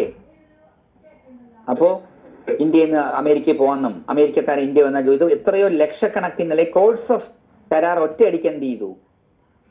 ഒറ്റയടിക്ക് എന്ത് ചെയ്യപ്പെട്ടു? ഡിസ്ചാർജ് ചെയ്യപ്പെട്ടു. ഏത് ഗ്രൗണ്ട് വെച്ചിട്ട്? കോവിഡ്. ഓക്കെ, അതും കൂടെ എഴുതാൻ വേണ്ടി പറഞ്ഞുതരാം. അപ്പൊ അത് മനസ്സിലായല്ലോ. അപ്പൊ അതാണ് അടുത്തൊരു എസ്സേ. ഡിസ്ചാർജിനെ പറ്റിയും അതിന്റെ വിവിധ തലങ്ങളെ പറ്റിയും ഞാൻ പറഞ്ഞുതരാം. ഇനി ഒരു മാർഗം കൂടെ ഉണ്ട്, ശ്രദ്ധിച്ചോ. ഞാൻ നിങ്ങൾക്ക് വീട് തരാന്ന് പറഞ്ഞല്ലോ, നിങ്ങൾ 10 ലക്ഷം രൂപ തരാന്ന് പറഞ്ഞല്ലോ. നിങ്ങൾ 10 ലക്ഷം രൂപയും കൊണ്ടുവന്ന് സമയത്തിന് കൊണ്ടുവന്നപ്പോ ഞാൻ പറയാണ് നിങ്ങൾക്ക് എനിക്ക് തരാൻ സൗകര്യമില്ല, എന്റെ ഒരു കൂട്ടുകാരന് ഞാൻ കൊടുക്കാൻ പോവേണമെന്ന് പറയാം. അപ്പൊ എന്താണ് സംഭവം എന്ന് മനസ്സിലായല്ലോ? എന്താണ് സംഭവം? കരാറിൽ പൂർണ്ണമായിട്ട് വെച്ചതിന് ശേഷം ഒരു പാർട്ടി അതിൽ നിന്ന് എന്ത് ചെയ്യപ്പെട്ടു? പ്രോമിസിൽ നിന്ന് പിൻവാങ്ങി മോളെ. അപ്പൊ അതിനെ വിളിക്കുന്ന വാക്ക് ബ്രീച്ച് എന്നാണ് കേട്ടോ. ബ്രീച്ച്. Okay, breach. അപ്പൊ ബ്രീച്ച് ഒരു മാർഗം. അപ്പൊ എന്താണ്? നിങ്ങളോട് തന്നെ ശരി സാറേ എന്ന് പറഞ്ഞിട്ട് 10 ലക്ഷം രൂപ വെച്ചിട്ട് പോണോ? നിങ്ങൾക്ക് വെക്കാതെ പോവാമോ? നിങ്ങൾ ഫ്രീ ആയി. ഡിസ്ചാർജ് മൊത്തം ആയില്ല, ഞാൻ പെട്ടു, നിങ്ങൾ ഫ്രീ ആയി. ഫ്രീ ആയിട്ടാണ് അടുത്ത എസ്സേ തുടങ്ങാൻ പോവുകയാണ്. എനിക്കെതിരെ നിങ്ങൾക്ക് കോർട്ടിൽ പോയി പലതും ചെയ്യാം.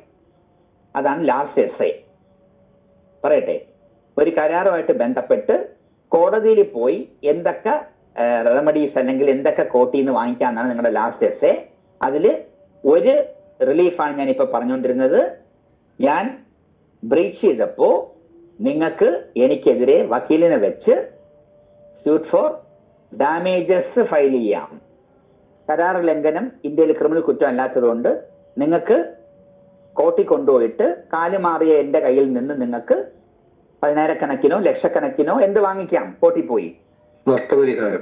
അതിന്റെ പേര് ഡാമേജസ് എന്നാണ് കേട്ടോ. നിങ്ങൾ ഓർത്തോണം. ഡാമേജ് എന്ന് പറയുമ്പോൾ നഷ്ടവും, എസ് ഇടുമ്പോ അതിന്റെ അർത്ഥം നഷ്ടപരിഹാരമല്ല, നഷ്ടങ്ങൾ എന്നല്ല എന്റെ വാക്കിന്റെ അർത്ഥം കേട്ടോ. നിങ്ങളത് ശ്രദ്ധിച്ചോണം. കുട്ടികൾ പലരും അത് വേറൊരു ആംഗിളിൽ നമ്മൾ ഡാമേജ് എന്നിടുമ്പോ നഷ്ടം, ഒരു എസ് അതിന്റെ കൂടെ ചേർത്തിടുമ്പോൾ നിങ്ങൾ അതിന്റെ നഷ്ടപരിഹാര തുകയാണ് നമ്മൾ ഡാമേജസ് എന്ന് പറയുന്നത്, അല്ല നഷ്ടങ്ങൾ എന്നല്ല എന്റെ അർത്ഥം കേട്ടോ. ഓക്കെ, തീർന്നില്ല. ഇനി ഇതല്ലാതെ നിങ്ങൾ എന്നെ കത്തി കാണിച്ച് എന്റെ വീട് എഴുതി വാങ്ങിച്ചു. ആ കരാർ എനിക്ക് റദ്ദ് ചെയ്യണ്ടേ? റദ്ദ് ചെയ്യണോ വേണ്ടേ? വേണോ? കത്തി കാണിച്ച് എഴുതി വെച്ചാൽ നീതി വേണ്ടേ? വേണോ? വേണം. അപ്പൊ കരാർ കൊണ്ടുവന്ന് റദ്ദ് ചെയ്യണ്ടേ? അടുത്ത വേറൊരു എക്സാമ്പിൾ. നിങ്ങൾ കരാർ വെച്ചിട്ട് കാല് മാറി നിൽക്കുക. നിങ്ങൾ എന്താണോ എൻ്റെ അടുത്ത് പറഞ്ഞത് അത് തന്നെ എനിക്ക് ചെയ്യിച്ച് കിട്ടിയേ പറ്റൂ. എൻ്റെ ആഗ്രഹം, എനിക്ക് കോമ്പൻസേഷൻ ഒന്നും വേണ്ട. എന്താണോ നിങ്ങൾ ഏറ്റത് നിങ്ങളെ കൊണ്ട് എനിക്ക് അത് തന്നെ ചെയ്യിക്കണം. അതിന്റെ പേര് സ്പെസിഫിക് പെർഫോമൻസ് എന്നാണ്. എന്താണ് സ്പെസിഫിക് പെർഫോമൻസ്? അങ്ങനെ ചുരുക്കി പറഞ്ഞാൽ കരാറുമായിട്ട് ബന്ധപ്പെട്ട് സൈഡിൽ കൂടെ ഇന്ത്യൻ കോൺട്രാക്ട് ആക്ടിന്റെ വ്യവസ്ഥകൾക്ക് പുറമെ ഒരു ആക്ടും കൂടെ ഉണ്ട്. അതിന്റെ പേരാണ് സ്പെസിഫിക് റിലീഫ് ആക്ട് ഓഫ് 1963. ഞാൻ നേരത്തെ പറഞ്ഞല്ലോ, Indian contract law of contract എന്ന് പറയുമ്പോൾ പല നിയമങ്ങൾ സൈഡിൽ കൂടെ വരുമെന്ന് പറഞ്ഞില്ലേ. അതേപോലെ കോൺട്രാക്ട് ആയി പോയാൽ ആ കോൺട്രാക്റ്റുമായിട്ട് ചുറ്റിപ്പറ്റി കുറെ റെമഡീസ് വാങ്ങിക്കുന്ന ഒരു നിയമമാണ് എന്താണ്, വേറൊരു ആക്ടാണ് എന്താണ്, ഇന്ത്യയിലുള്ള നിയമമാണ് സ്പെസിഫിക് റിലീഫ് ആക്ട് 1963. അത് നിങ്ങളുടെ സിലബസിൽ ഉണ്ടെന്നാണ് എന്റെ വിശ്വാസം. ഞാനത് ആ അനുമാനത്തിലാണ് പറഞ്ഞു തരുന്നത്. ഉണ്ടല്ലോ? ഓക്കെ. അപ്പൊ ആ ആക്ട് ഈ പേപ്പറിൽ പഠിക്കേണ്ട എന്തുകൊണ്ട് പഠിക്കുന്നു ഇപ്പൊ മനസ്സിലായല്ലോ. ഒരു കോൺട്രാക്റ്റുമായിട്ട് ബന്ധപ്പെട്ട് ഒരു റെമഡി മാത്രമേ നമ്മുടെ ഇന്ത്യൻ കോൺട്രാക്ട് ആക്ടിൽ പറയുന്നുള്ളൂ. സ്യൂട്ട് ഫോർ ഡാമേജസിനെ പറ്റിയുള്ള വ്യവസ്ഥ ഓൾറെഡി അവിടെ ഉണ്ട്. ഏതിലുണ്ട്? ഇന്ത്യൻ കോൺട്രാക്ട് ആക്ടിൽ തന്നെ ഉണ്ട്. അതല്ലാതെ സ്യൂട്ട് ഫോർ റെക്ടിഫിക്കേഷൻ അല്ലെങ്കിൽ സ്ട്രൈക്ക് ഡൗൺ അല്ലെങ്കിൽ ഇപ്പൊ പറഞ്ഞ ഇൻജങ്ഷൻസ് അല്ലെങ്കിൽ സ്പെസിഫിക് പെർഫോമൻസ്, ഇതെല്ലാം വാങ്ങിക്കാനുള്ള ഒരു നിയമം. അപ്പൊ എപ്പോഴും സിവിൽ കോടതി വക്കീലന്മാര് ഏത് ആക്ടും കൂടെ ഇൻവോക്ക് ചെയ്യുന്ന മതിയല്ലോ. മനസ്സിലായല്ലോ? പറയട്ടെ. Specific relief act of 1963. അത് എന്തുകൊണ്ടാണ്? ആ പേര് തന്നെ നിങ്ങൾ ആലോചിച്ച് നോക്കി. ആ പേര് തന്നെ ഒരു പുതുമയില്ലേ, സ്പെസിഫിക് റിലീഫ് എന്ന് വെച്ചാൽ നിങ്ങൾ എന്താണോ സ്പെസിഫിക് ആയിട്ട് അങ്ങോട്ട് ചോദിക്കുന്ന അത് കിട്ടും. അല്ല, കിട്ടൂല്ല എന്നുള്ളത് പിന്നെ ഓക്കെ പോട്ടെ, അത് കിട്ടുന്നൊക്കെ ഡിസ്ക്രിപ്ഷൻ ഒക്കെ അത് പറഞ്ഞുതരാം. ഈ ആക്ട് ചുമ്മാ ചോദിക്കുന്നതെന്ന് എടുത്ത് തരില്ല. അവിടെ വക്കീലന്മാർ കുറച്ച് പാടുപെട്ട് കുറെ കാര്യങ്ങൾ പറയുന്നുണ്ട്. അപ്പൊ അതിലുള്ള സ്പെസിഫിക് ആയിട്ട് നിങ്ങൾക്ക് ചോദിക്കാൻ പറ്റുന്ന എന്തൊക്കെയാണെന്ന് മനസ്സിലായല്ലോ. സ്പെസിഫിക് പെർഫോമൻസ് എന്ന് പറഞ്ഞാൽ എന്താണോ എഗ്രി ചെയ്തത് അത് തന്നെ ചോദിക്കും. പക്ഷെ അതിനൊരു വ്യത്യാസമുണ്ട്. സാധാരണ നമ്മൾ കോടതി ഇപ്പൊ ട്രെൻഡ് എന്ന് പറഞ്ഞാൽ കോമ്പൻസേഷൻ കൊടുത്ത് പരിഹരിക്കാവുന്നതാണെങ്കിൽ കോടതി ഏത് അനുവദിക്കില്ല? സാധാരണഗതിയിൽ എന്തനുവദിക്കില്ല? Specific relief. ഓക്കെ. ഇപ്പൊ ഒരു കല്യാണം കഴിക്കാന്ന് പറഞ്ഞാൽ കല്യാണ പന്തലിൽ കാല് മാറി. ഓക്കെ, പയ്യന് വേറൊരു പെണ്ണുമായിട്ട് അഫയർ ആണ്, അതുകൊണ്ട് വരുന്നില്ല എന്ന് വിളിച്ചു പറഞ്ഞ് കല്യാണം മുടക്കി. ഇപ്പൊ കോർട്ടിൽ പോയിട്ട് ഭാര്യ പെണ്ണ് പറയാൻ ആരെ തന്നെ കെട്ടണം, ഇല്ലസ്റ്റേഷൻ പറഞ്ഞു തരാം, ആരെ തന്നെ മതി, അവനെ കൊണ്ടുതന്നെ എന്നെ കെട്ടിക്കണമെന്ന് പോയാൽ സ്പെസിഫിക് പെർഫോമൻസ് തരണ സാധ്യതയില്ല. ബിക്കോസ് എന്താണ്, അതിന് നമുക്ക് എന്തേ ഉള്ളൂ, എന്ത് വാങ്ങിക്കാം, അതിനകത്ത് എന്താ ഓൾട്ടർനേറ്റീവ് സൊല്യൂഷൻ? ക്ലിയർ ആണല്ലോ? അപ്പൊ നിങ്ങളുടെ സിലബസ് ഇപ്പൊ ഓക്കെ ആയല്ലോ. നിങ്ങൾ ഏത് ചോദിച്ചാലും നിങ്ങൾ ഈ ആംഗിളിലാണ് നിങ്ങളുടെ ഈ 100 മാർക്ക് പേപ്പർ 175 അടുത്ത് ഇന്ത്യനിൽ പോട്ടെ റൈറ്റിംഗിൽ നിങ്ങൾ ഇതാണ് നിങ്ങളുടെ 100% ത്രെഡ് കിട്ടിയല്ലോ. ഈ പേപ്പറിന്റെ thread, how to approach this paper കിട്ടിയോ? ഐഡിയ പറഞ്ഞുതരാം, പേടിക്കണ്ട, ഞാൻ പറഞ്ഞുതരാം. ഇതാണ് ഏറ്റവും സിമ്പിൾ പേപ്പർ. അപ്പൊ നിങ്ങൾ ഇത്രയാണ് മനസ്സിൽ. ഇപ്പൊ ഇത് ഞാൻ ഒരു നാളത്തെ പരീക്ഷയ്ക്ക് വേണ്ടി പറഞ്ഞു തരുന്നതല്ല, ഇത് നിങ്ങളുടെ ലൈഫ് ലോങ് ആവശ്യമുള്ള ഒരു സാധനമാണ്. അപ്പൊ ഈ ഒരു ത്രെഡ് മനസ്സിലാക്കി തൽക്കാലം വയ്ക്കും കേട്ടോ. അപ്പൊ എവിടെ തുടങ്ങി എവിടെ തീർന്നു നിങ്ങൾക്ക് മനസ്സിലായല്ലോ. ഓഫറിൽ തുടങ്ങി, എസ് പറഞ്ഞപ്പോ അക്സെപ്റ്റൻസ് ആയി, എസും കൂടെ പറഞ്ഞപ്പോഴത്തേക്ക് രണ്ട് മനസ്സ് കൂട്ടിമുട്ടി ഒരു എഗ്രിമെന്റ് ജനിച്ചു. ആ എഗ്രിമെന്റിനെ നമ്മൾ നമ്മുടെ വ്യത്യസ്ത നിയമങ്ങൾ വെച്ച് നോക്കിയിട്ട്, പ്രത്യേകിച്ചും ഇന്ത്യൻ കോൺട്രാക്ട് സെക്ഷൻ 10 5 കണ്ടീഷൻ ഉറപ്പുവരുത്തി, പിന്നെ intention to create legal obligation ഉറപ്പുവരുത്തിയപ്പോൾ ഒരു വാലിഡ് കരാറായിപ്പോയി. അപ്പോഴാണ് അടുത്ത പ്രശ്നം വന്നത്, നമ്മളൊരു ബന്ധനത്തിനകത്ത് പെട്ടുപോയി. എയും ബിയും പിന്നെ ഊരാൻ പറ്റാത്ത ഒരു ബന്ധനത്തിനകത്തായിപ്പോയി. പക്ഷെ അത് ആജീവനാന്ത ബന്ധനമല്ല, ആ ബന്ധനം പൊട്ടിച്ചെറിയണം. ആ പൊട്ടിച്ചെറിയുമ്പോഴാണ് അടുത്ത എസ്സേ വരുന്നത്, ഇറ്റ്സ് കോൾഡ് ഡിസ്ചാർജ്. ഇനി ചില സമയത്ത് ഒരു പാർട്ടി കാല് മാറി നിൽക്കുമ്പോൾ അത് അടുത്ത എസ്സേ തുടങ്ങും, ബ്രീച്ച്. അപ്പൊ ബ്രീച്ചിന്റെ എന്താണ് റെമഡീസ്. പിന്നെ ഇതിനല്ലാതെ കരാറുമായിട്ട് ബന്ധപ്പെട്ട certain specific relief that can be claimed through civil courts. അത് എംപവർ ചെയ്യുന്ന ലോ ആണ് സ്പെസിഫിക് റിലീഫ് ആക്ട് ഓഫ് 1963. ഇനി ഞാൻ ഓരോന്നായിട്ട് പരീക്ഷയ്ക്ക് പഠിക്കാൻ പറ്റുന്ന എസ്സേ ഓരോന്നായിട്ട് പറയാൻ പോവുകയാണ്. ഈ പറഞ്ഞതിൽ എന്തെങ്കിലും ഡൗട്ട് ഉണ്ടെങ്കിൽ പെട്ടെന്ന് ചോദിച്ചോ. ഞാൻ ഹാഫ് ആൻ അവറിൽ മൊത്തം പേപ്പർ തീർത്തു തരാം. കാരണം ഇപ്പൊ എന്താണ് ഫൗണ്ടേഷൻ ആയല്ലോ, ചോദിച്ചോ നിങ്ങൾക്ക്. ഇനി എന്തെങ്കിലും ഇപ്പൊ പറഞ്ഞോ. നമ്മളിപ്പോ ഒരു സാറെ കാലിക്കറ്റ് യൂണിവേഴ്സിറ്റി സിലബസിൽ ഈ കോൺട്രാക്ട് എന്ന് പറഞ്ഞ സാധനം ഉണ്ടല്ലോ 5th മൊഡ്യൂളിൽ. ഈ കോൺട്രാക്ട് ഉണ്ടോ? ഉണ്ട്. ഓക്കെ. അപ്പൊ ഞാനത് ഉണ്ടോ ഇല്ലെന്ന് അറിയാതെയാണ് ഞാനിപ്പോ പറഞ്ഞു തന്നത്. ഈ കോൺട്രാക്ട് ആവുമ്പോ എന്താണ് എന്റേഡ് ത്രൂ ഏതാ എന്റേഡ് ഇലക്ട്രോണിക് ഫോം അല്ലേ? ഞാനത് പറഞ്ഞല്ലോ, ഈ കോൺട്രാക്ട്സ് പറഞ്ഞില്ലേ, ആദ്യമേ പറഞ്ഞല്ലോ അത്. ഞാൻ അതുകൊണ്ടാണ് അത് പറഞ്ഞു തന്നത്. ഓക്കെ, ക്ലിയർ അല്ലേ? വകുപ്പോട് ഞാൻ പറഞ്ഞു തന്നില്ലേ? കേൾക്കുന്നില്ലേ? Yes, yes. ഞാൻ പറഞ്ഞല്ലോ ഏത് ആക്ടാ ഈ കോൺട്രാക്ട് എന്ന് പറയാം. അതെ, IT ആക്ടിൽ ഞാൻ പറഞ്ഞില്ലേ. IT ആക്ടിൽ പറയുമ്പോ അതെ. അപ്പൊ ഞാൻ പറയുമ്പോഴത്തേക്ക് ഒരു കാര്യം കൂടെ ശ്രദ്ധിച്ചോണം, ഞാൻ വീണ്ടും പറഞ്ഞു തരാം. ഓഫ്ലൈൻ ആണെങ്കിലും ഓൺലൈൻ ആണെങ്കിലും ഏത് ആക്ട് ഇവിടെ ഉണ്ട്, അത് ഈക്വലി ഏത് പ്രൊവിഷൻസ് ആപ്ലിക്കബിൾ ആണ്? Indian Contract Act. Yes, clearly അത്. പക്ഷേ ഇലക്ട്രോണിക് അല്ലെങ്കിൽ ഈ കോൺട്രാക്ട്സ് ആണെങ്കിൽ നമ്മൾ ഏതും കൂടെ നോക്കണം. Indian IT Act. അതിനകത്ത് കുറച്ച് സെക്ഷൻ 10A നോക്കിയാൽ 11, 12, 13 കുറച്ചുണ്ട്. ജസ്റ്റ് ഒന്ന് ഗൂഗിൾ ചെയ്ത് നോക്കിയാലും കേട്ടോ. 10A, 11, 12, 13 എന്നൊക്കെ പറഞ്ഞ് പറയുന്നുണ്ട്. ഓക്കെ. അപ്പോൾ ചുരുക്കി പറഞ്ഞാൽ ഇന്ത്യയിൽ ഈ കോൺട്രാക്ട്സിന്റെ കുറച്ച് വ്യവസ്ഥയും കൂടെ ആഡ് ചെയ്ത് വന്ന ഒരു ആക്ടാണ് എന്താണ് ഈ പറഞ്ഞ ഇൻഫർമേഷൻ ടെക്നോളജി ആക്ട് എന്ന് നിങ്ങൾ മനസ്സിലാക്കണം. അപ്പൊ ഈ കോൺട്രാക്ട്സിന് ഒരു നിയമസാധ്യതയും കൊടുത്തിട്ടുണ്ട്. ഒരുപാട് IT ആക്ടിൽ വേറെ ഒരുപാട് ലക്ഷ്യങ്ങളുണ്ട്, അതെല്ലാം ഞാനിപ്പോ പറയുന്നില്ല. പോട്ടെ. നെക്സ്റ്റ് ഞാൻ ഒരു ക്വസ്റ്റ്യൻ കൂടെ ചോദിച്ചു നിർത്തിയ, ഇൻഫർമേഷൻ ടെക്നോളജി ഇന്ത്യയിൽ പാസ്സാക്കിയത് എന്തിനു വേണ്ടിയാണ്? ആരെങ്കിലും ഒരാൾ ആൻസർ പറയൂ.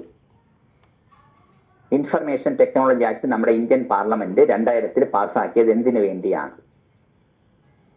Cyber security. അതെ, ആ ഉത്തരമാണ് എനിക്ക് കേൾക്കേണ്ടിയിരുന്നത്. ഞാൻ ഉദ്ദേശിച്ച ഉത്തരം തന്നെ നിങ്ങൾ പറഞ്ഞു, പക്ഷെ അത് തെറ്റാണ്. ആ ഉത്തരം To give validity to transaction through ഞാൻ പറഞ്ഞുതരാം. അല്ലല്ല, ഞാൻ അതിന്റെ പറയാം. അപ്പൊ എല്ലാവരുടെയും ധാരണ നമ്മൾ IT ആക്ട് എന്ന് കേൾക്കുമ്പോഴേ അതിന്റെ റീസൺ വേറെ ഒന്നുമല്ല. നമ്മൾ IT ആക്ടിൽ എല്ലാം പോലീസ് ഓഫീസേഴ്സ് ഒക്കെ കേസ് എടുത്തെടുത്ത് നമ്മൾ കേട്ട് നമ്മുടെയൊക്കെ ചിന്താഗതിയിൽ IT ആക്ട് എന്ന് കേൾക്കുമ്പോഴേ ക്രൈം തടയാനെന്നാണ്. പക്ഷെ അങ്ങനെയല്ല. ഞാൻ ആശയം പറഞ്ഞുതരാം. ഞാൻ ജസ്റ്റ് ഒറ്റ ലൈനിൽ പറഞ്ഞുതരാം.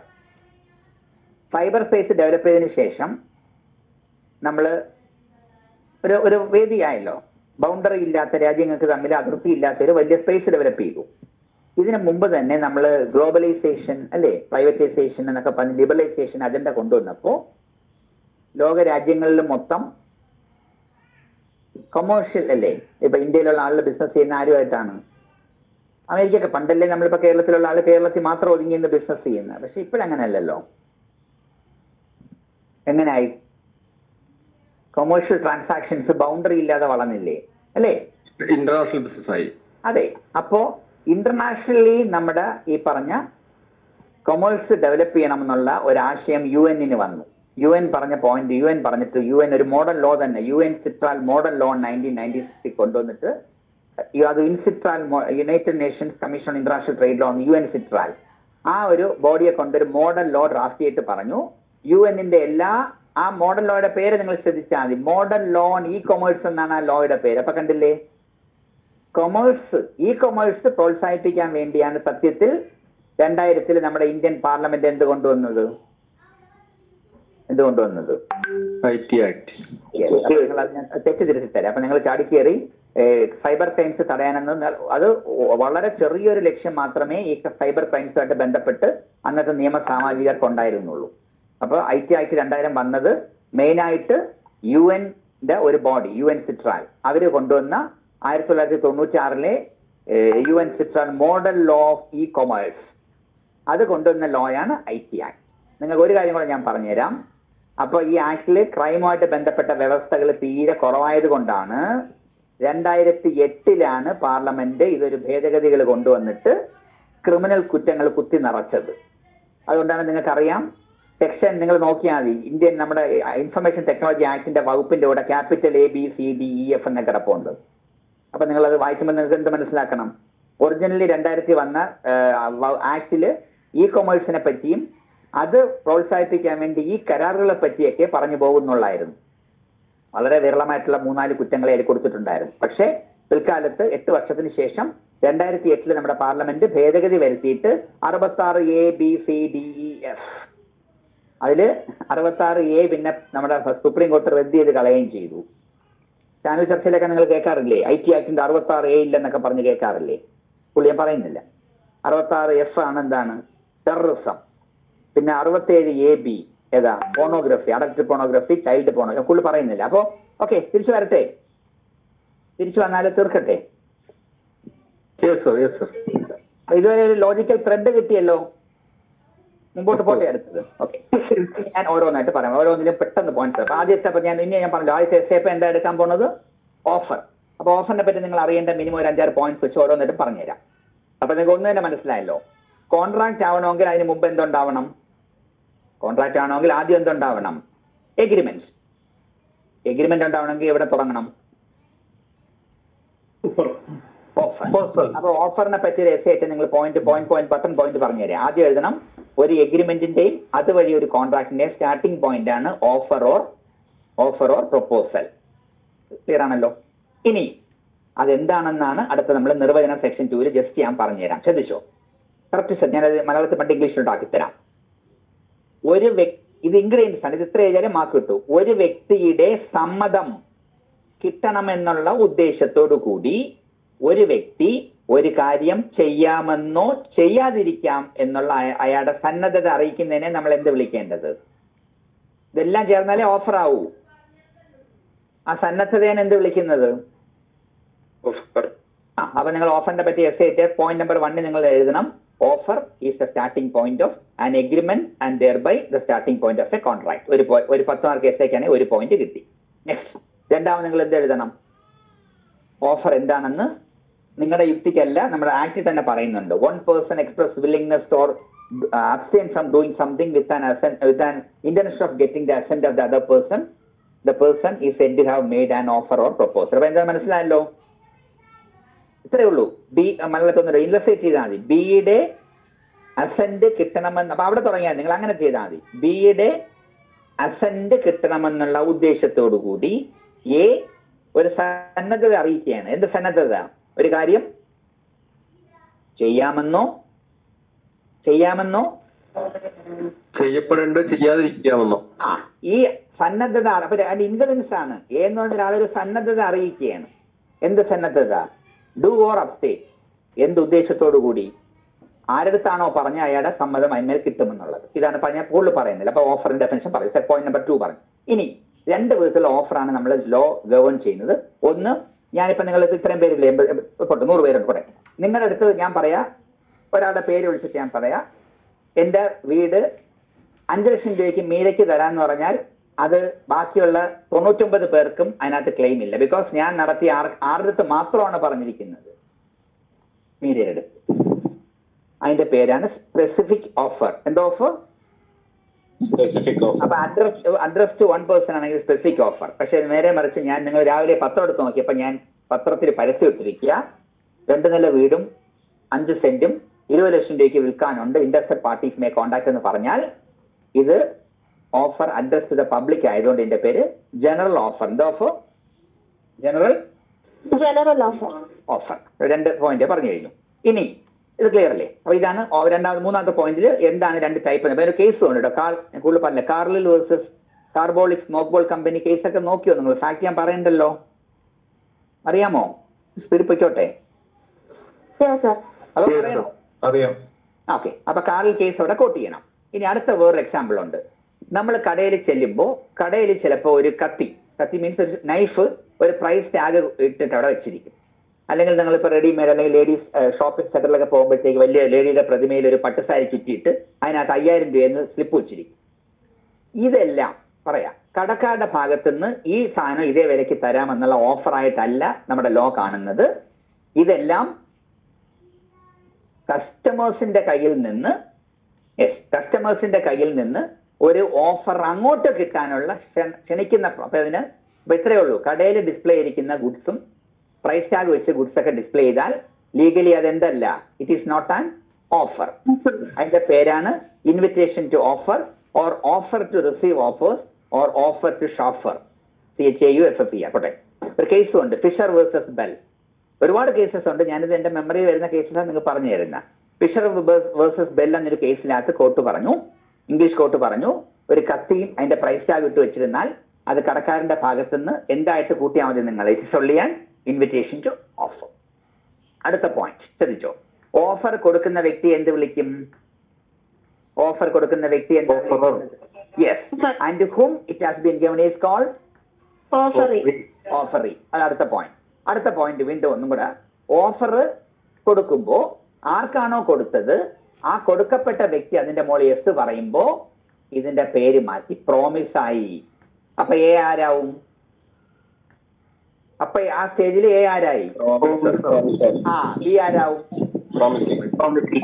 ഇതുവരെ മനസ്സിലായല്ലോ. നെക്സ്റ്റ് അടുത്തത് ഒരു ലീഗൽ പോയിന്റും കൂടെ ശ്രദ്ധിച്ചോ. എപ്പോഴും ഓഫർ അക്സെപ്റ്റ് ചെയ്യുന്നതിന് മുമ്പ് ഓഫർ കമ്മ്യൂണിക്കേറ്റ് ചെയ്യപ്പെട്ടിരിക്കണം. അപ്പൊ എപ്പോഴും അക്സെപ്റ്റൻസ് എന്ന ഒരാൾ അക്സെപ്റ്റ് ചെയ്തു എന്ന് കോടതിയിൽ വാദിക്കുമ്പോൾ അയാളുടെ ഭാഗത്തുള്ള വക്കീലിന് എന്ത് പ്രൂവ് ചെയ്യേണ്ടി വരും? ഈ ഓഫർ അക്സെപ്റ്റ് ചെയ്യുന്നതിന് മുമ്പ് ഈ ഓഫർ എന്ത് ചെയ്യപ്പെട്ടു എന്ന്.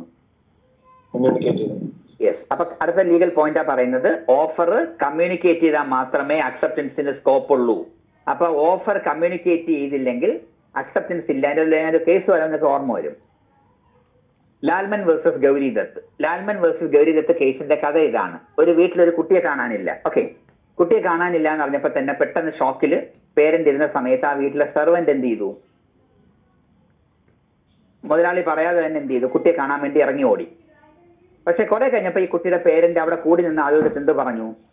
എന്റെ കുട്ടിയെ കണ്ടുപിടിച്ച് വരുന്നവർക്ക് ഇത്രയും പൗണ്ട് തരാമെന്ന് ഒരു റിവാർഡ് അനൗൺസ് ചെയ്തു. ഓക്കെ, പക്ഷെ അപ്പൊ അവര് പൈസ കിട്ടുമെന്ന് പറഞ്ഞ് എല്ലാവരും പല ദിക്കിൽ പോയി. പക്ഷെ കുട്ടി ആര് കണ്ടെത്തി?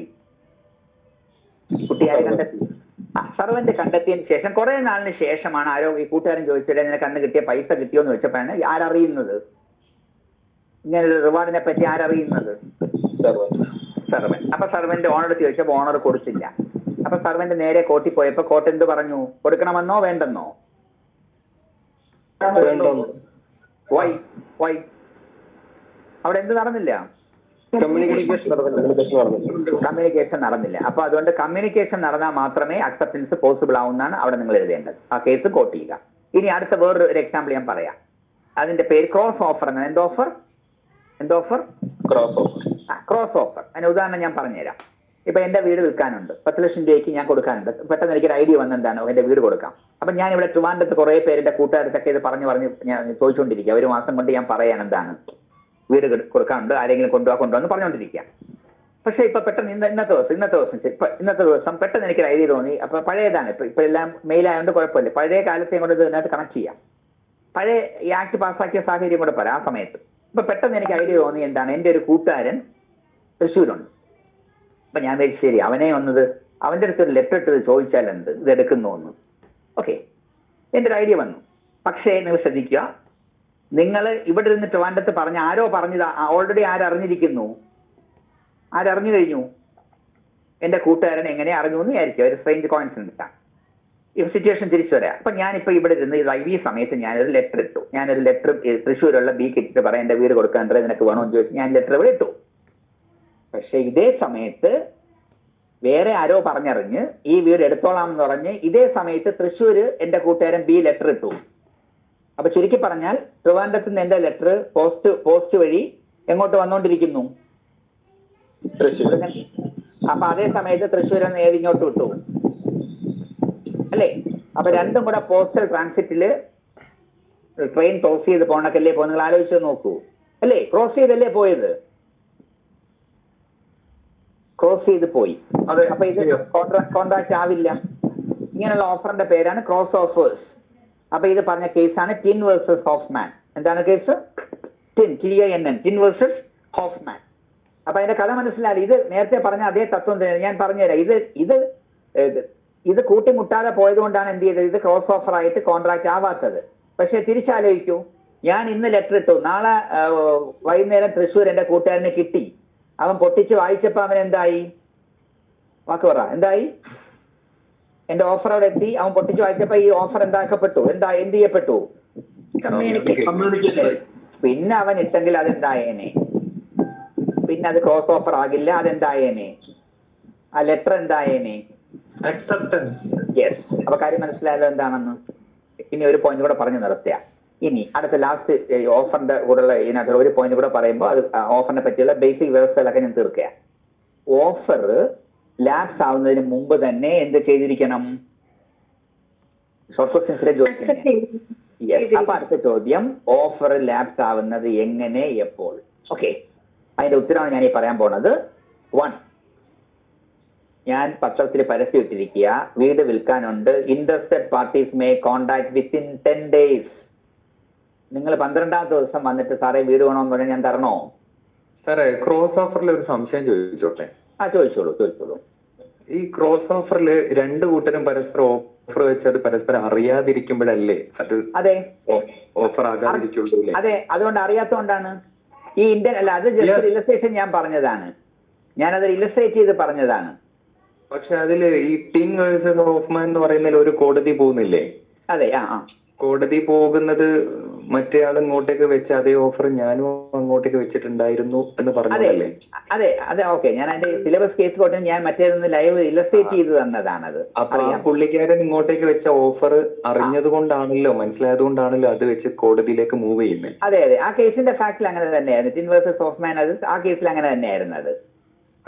പക്ഷേ അപ്പൊ അങ്ങനെ മറ്റേ ആള് വെച്ച ഓഫർ അറിഞ്ഞിട്ടുണ്ടായിരുന്നു എങ്കിൽ അതിനെ വാലിഡ് ആയിട്ട് അറിഞ്ഞിട്ടുണ്ടെങ്കിൽ ഇയാൾ അതിനകത്ത് ഓഫർ ഇയാൾക്ക് കൊടുത്തില്ല എന്നാണ് ആ കേസ്. വേറെ ഒന്നിലധികം കേസസ്, ഇന്ത്യൻ കേസസ് ഉണ്ട് അതിനകത്ത്.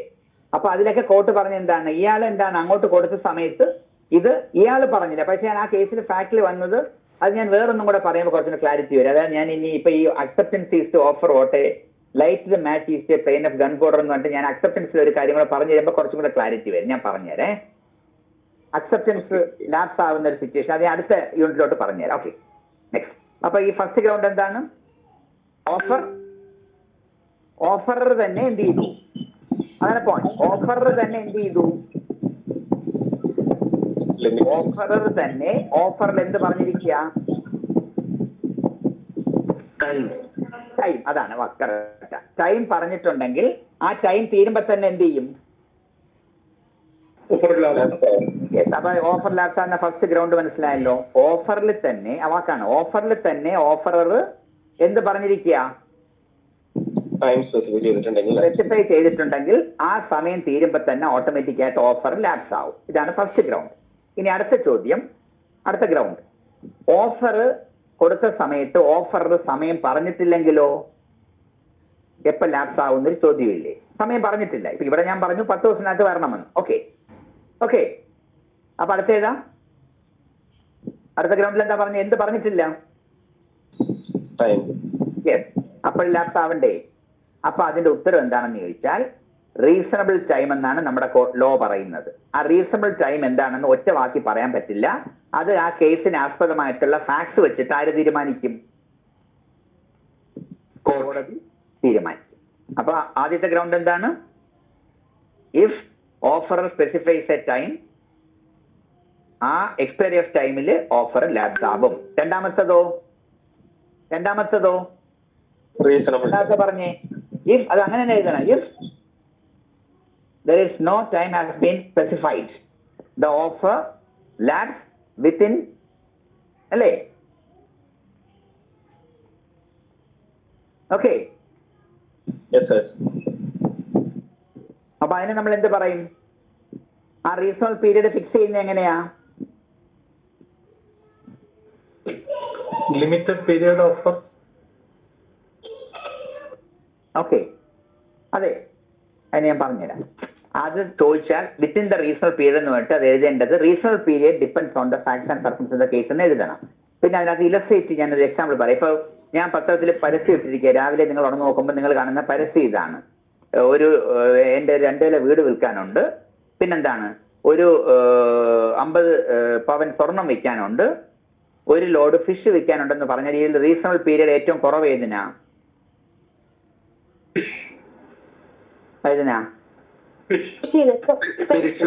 ഫിഷിന്. കുറച്ചും കൂടെ കൂടുതൽ ഏതിനായിരിക്കും? ഓക്കെ, ഏറ്റവും കറക്റ്റ്, ഏറ്റവും കൂടുതൽ ഏതിനാ? വീടിനായിരിക്കും. ഓക്കെ, ലോജിക്ക് മനസ്സിലായല്ലോ. അടുത്തതിലോട്ട് പോട്ടെ. Okay sir. Okay,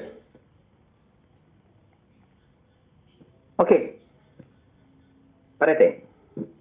okay.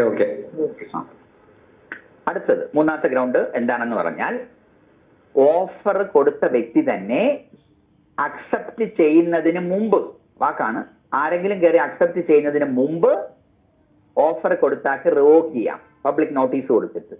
Okay, അപ്പൊ എപ്പോഴാണെന്ന് മനസ്സിലായല്ലോ റിവോക്ക് ചെയ്യുന്നത്? എപ്പോഴായിരിക്കണം? വാക്ക് എഴുതിക്കണം, ബിഫോർ അക്സെപ്റ്റൻസ്. യെസ്, അപ്പൊ ബിഫോർ അക്സെപ്റ്റൻസിന് എന്ത് ചെയ്യാം?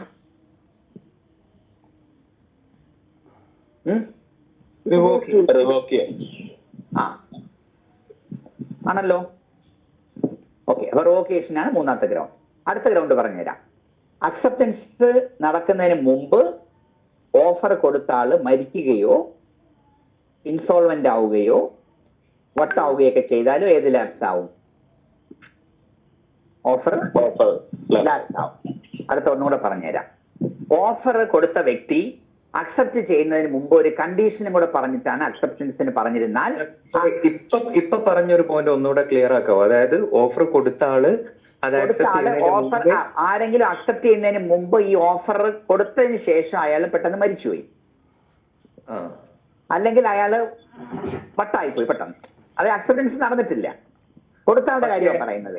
ഇപ്പൊ ഈ വട്ടായി പോയി എന്ന് സാറ് പറഞ്ഞല്ലോ, ആ സംഭവം വട്ടായി പോവുകയും അതേസമയം ആക്സെപ്റ്റ് ചെയ്യുന്ന ആള് അയാള് ഇങ്ങനെയൊരു അൺസൗണ്ട് ആയത് അറിയാതെ അയാൾ നോർമൽ ആണ് എന്ന് കരുതിയിട്ട്, ഇപ്പൊ ലെറ്റർ കിട്ടുന്ന സമയത്ത് അയാൾ നോർമൽ ആണ് എന്ന് കരുതിയിട്ട് ആ ലെറ്റർ അക്സെപ്റ്റ് ചെയ്യുകയാണെങ്കിൽ അത് അക്സെപ്റ്റൻസ് വാലിഡ് അല്ലേ? അത് വാലിഡ് ആണ്. അപ്പൊ ഇതിനകത്ത് ജനറൽ റൂളിൽ ഇതാ പറഞ്ഞു പോണത്. Okay, next. അല്ല, കുറെ എക്സെപ്ഷണൽ സിറ്റുവേഷൻ ഇംഗ്ലീഷ് കോർട്ടും ഒക്കെ നമ്മൾ കുറെ കേസിനകത്ത് വന്നാൽ ഇത് പറഞ്ഞ ഇംഗ്ലീഷ് എന്താണ് കേസ് ടു കേസിനകത്ത് ഇത് ആ ഫാക്ട്സ് വെച്ചിട്ടാണ് എന്ത് ചെയ്യുന്നത്, ഈ ലോയുടെ കുറെ ഡയറക്റ്റ് ആപ്ലിക്കേഷൻ വരുന്നത്. അതുകൊണ്ടാണ് നമ്മൾ പല കേസും എടുത്ത് നോക്കുമ്പോൾ, ഞാൻ അതിന് വേറെ എക്സാമ്പിൾ പറഞ്ഞു, നമ്മൾ ബേസിക് റൂളായിട്ട് നമ്മൾ ഒരു കൺസിഡറേഷന്റെ ഇപ്പൊ ഡൗട്ട് വെച്ചിട്ട് പറയാം. ഇപ്പൊ കൺസിഡറേഷന്റെ കാര്യം നമ്മൾ പറയുമ്പോൾ ഒരു എസ്എ സ്ഥിരം ചോദിക്കുന്നതാണ്, ഇംഗ്ലണ്ടില് past consideration is no consideration. ഒരു ഉദാഹരണം പറഞ്ഞുതരാം. ഓക്കെ, എന്താ പറഞ്ഞിരിക്കുന്നത്, റൂൾ എന്താ പറഞ്ഞിരിക്കുന്നത്? പാസ്റ്റ് കൺസിഡറേഷൻ, കൺസിഡറേഷൻ പാസ്റ്റ് ആയാൽ അതെന്തേ അല്ല, എന്തേ അല്ല. പക്ഷെ അതേ ഇംഗ്ലീഷ് കോടതി തന്നെ ചില പ്രത്യേക ഫാക്ട്സ് വെച്ചിട്ട് ആ കേസിൽ ഏത് അനുവദിച്ചു വരുന്നുണ്ട്.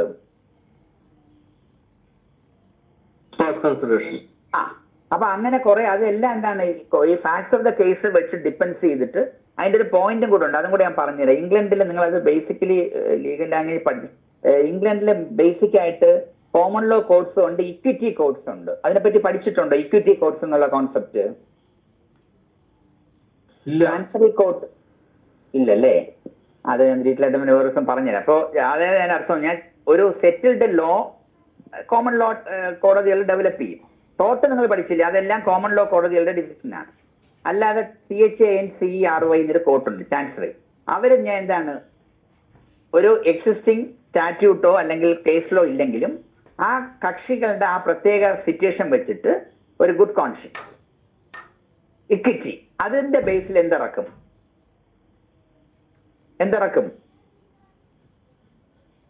പോയോ? ഒരു ഡിസിഷൻ ഇറക്കും. അപ്പൊ അതുകൊണ്ടാണ് ചില പ്രത്യേക ഫാക്ട്സിൽ, അപ്പൊ നമ്മളൊരു കേസിന്റെ വിധി വരുമ്പോ എപ്പോഴും അതിന്റെ എന്താണ് അതിന്റെ ടോട്ടാലിറ്റി ഓഫ് ഫാക്ട്സ് നോക്കിയിട്ടാണ് ആ കേസിൽ എന്ത് വരുന്നത്. ഞാൻ വീണ്ടും ക്ലാരിറ്റി പറഞ്ഞു തരാം. അതുകൊണ്ടാണ് നമ്മുടെ സിലബസിലുള്ള പല കേസും നമ്മൾ എടുത്തു നോക്കുമ്പോൾ നമ്മൾ തന്നെ വിചാരിക്കും, കുറെ ഫാക്ട്സ് എടുത്തിട്ട് നമ്മൾ പെട്ടെന്ന് വായിക്കുമ്പോൾ ഒരു അവ്യക്തത വന്നിട്ടേക്കും, മറ്റേതിൽ ഇങ്ങനെ വന്നില്ലല്ലോ ഇത്. അപ്പൊ അതിന്റെ പ്രശ്നം എന്താന്ന് പറഞ്ഞാൽ എൻറ്റയർറ്റി ഓഫ് ദ ജഡ്ജ്മെന്റ് വായിച്ചു നോക്കിയാലേ നമുക്ക് ആ കേസിന്റെ ഫുൾ ഒരു ഫാക്ട്സ് നമുക്ക് തെളിഞ്ഞു വരുള്ളൂ. അപ്പൊ അതിൽ ചിലപ്പോൾ അന്നത്തെ ജഡ്ജിന് വേറെ എന്തെങ്കിലും ഒരു പ്രത്യേക മെറ്റീരിയൽ ഫാക്ട് ആയിട്ട് തോന്നുന്ന വെച്ചിട്ടായിരിക്കും ആ കേസിനെ അയാൾ എന്ത് വിധിക്കുന്നത്. ഓക്കെ സാർ, ഇപ്പൊ ഇംഗ്ലീഷ് കോർട്ടും ഇന്ത്യൻ കോർട്ടും കൂടെ ജസ്റ്റ് ഒന്ന് കമ്പയർ ചെയ്തത് കൊണ്ടും കൂടെ സൂചിപ്പിക്കണം. ഡോക്ട്രിൻ ഓഫ് പ്രിവിറ്റിയും കൂടെ ഒന്ന് പറയണം. പറഞ്ഞുതരാം, അതൊക്കെ ഞാൻ പല കൃത്യമായിട്ട് പറഞ്ഞു. അത് ഞാൻ പ്രിവിറ്റി രണ്ട് വിധത്തിലുണ്ട് മോനെ. പ്രിവിറ്റി ഓഫ് കോൺട്രാക്ട് ഉണ്ട്, പ്രിവിറ്റി ഓഫ് ഞാൻ പറഞ്ഞു, അതെല്ലാം ഞാൻ പറഞ്ഞുതരാം കേട്ടോ. അങ്ങനെ ഡൗട്ട്സ് നിങ്ങൾ ചോദിച്ചു. ഓക്കെ, അപ്പൊ ഈ അവ്യക്തത വരുന്നത് എന്തുകൊണ്ടാണെന്ന് മനസ്സിലായില്ലേ? അതായത് ചില വിധി നമ്മളെടുത്ത് മാത്രമല്ല, പ്രത്യേകിച്ച് അതിൽ ഒരു കാര്യം കൂടെ ഞാൻ പറഞ്ഞുതരാം. അത് നിങ്ങൾ നമ്മൾ ഈ ടെക്സ്റ്റ് ബുക്സും ബാക്കിയൊക്കെ വായിക്കുന്ന മെറ്റീരിയലുള്ള ചെറിയ പ്രശ്നം എന്താണെന്നറിയാമോ? കംപ്ലീറ്റ് ഫാക്ട്സ് അതിൽ കാണിക്കാറില്ല സാധാരണ. ഞാൻ നിങ്ങളുടെ ഞങ്ങൾ ഇപ്പോഴെല്ലാം നിങ്ങൾ പഠിച്ചു തുടങ്ങുമ്പോൾ നിങ്ങൾക്ക് പലപ്പോഴും ഇങ്ങനെ ഡൗട്ട്സുകൾ കൂടുതൽ വരുന്നതിന്റെ ഒരു റീസൺ പറഞ്ഞു തരാം. ഒരു ഒറിജിനൽ വിധി എടുക്കുമ്പോൾ ചിലപ്പോൾ 400 പേജ് കാണും കേട്ടോ. അപ്പൊ അതിന്റെ മൊത്തത്തിലുള്ള ഫാക്ട്സ് വെച്ചിട്ടായിരിക്കും ആ കോടതി വിധിച്ചിരിക്കുന്നത് ആ കേസ്. പക്ഷെ നമ്മൾ ബുക്കൊക്കെ എഴുതുന്നവരും ബുക്കാക്കുമ്പോൾ എന്ത് ചെയ്യും, ഇതിലുള്ള കുറച്ച് ഫാക്ട്സ് മാത്രം നമ്മൾ ചിലപ്പോൾ ഈ നമ്മുടെ ഇതിനകത്ത് എഴുതി വെക്കും. അപ്പൊ അത് നമുക്ക് വായിക്കുമ്പോൾ നമ്മൾ വേറൊരു കേസും അതേ വരുമ്പോൾ നിങ്ങൾക്ക് തോന്നുന്നു എന്താണ് ഇന്ന കേസിൽ ഈ വിധത്തിൽ പറഞ്ഞിട്ട് ഇതിൽ എന്ത് സംഭവം. പക്ഷെ അപ്പൊ നിങ്ങൾ എന്ത് ചെയ്യണം, നിങ്ങൾ അതിന്റെ ഒറിജിനൽ ഡിസിഷൻ എടുത്ത് എന്ത് ചെയ്യേണ്ടി വരും. ഓക്കെ, ഞാൻ പറഞ്ഞ പോയിന്റ് ക്ലിയർ അല്ലേ? അത് ഇപ്പൊ ഇതിനുവേണ്ടി ഞാൻ പറയുന്നതല്ല. ഇങ്ങനെയുള്ള ഇന്റർപ്രിട്ടേഷൻസിൽ അങ്ങനത്തെ പ്രശ്നമുണ്ട്. അതിപ്പോ നമ്മുടെ ഇന്ത്യൻ സുപ്രീം കോടതിന്റെ ഡിസിഷൻസ് പോലും ഒരുപാട് ലെങ്തി പേജസ് വരില്ലേ. അപ്പൊ ബുക്സ് ഒക്കെ എഴുതുന്ന ഓതേഴ്സ് ചിലപ്പോൾ അതിൽ ചില ഫാക്ട്സ് ആയിരിക്കും എടുത്ത് നമ്മൾ ഇതിനകത്ത് കാണിച്ചു തരുന്നത്. പക്ഷെ അത് വെച്ചിട്ടായിരിക്കില്ല ആ കേസിൽ എന്ത് വന്നിരിക്കുന്നേ, അന്തിമ വിധി വന്നിരിക്കുന്ന ചിലപ്പോൾ നമ്മുടെ ഈ നമ്മുടെ ബുക്കിലോ നോട്ടിലോ കൊടുത്തിരിക്കുന്ന ഫാക്ട്സ് വെച്ചിട്ട് മാത്രം ആയിരിക്കില്ല. എന്തെങ്കിലും ഒരു ഡിസ്റ്റിങ്റ്റീവ് ഫീച്ചർ എവിടെ കണ്ടു കാണും, എവിടെ വന്നു കാണും. സുഹൈബ് എന്നാണോ പേര്? ഞാൻ ഓക്കെ, കേൾക്കുന്നുണ്ടല്ലോ അല്ലേ? അതെ അതെ അതെ.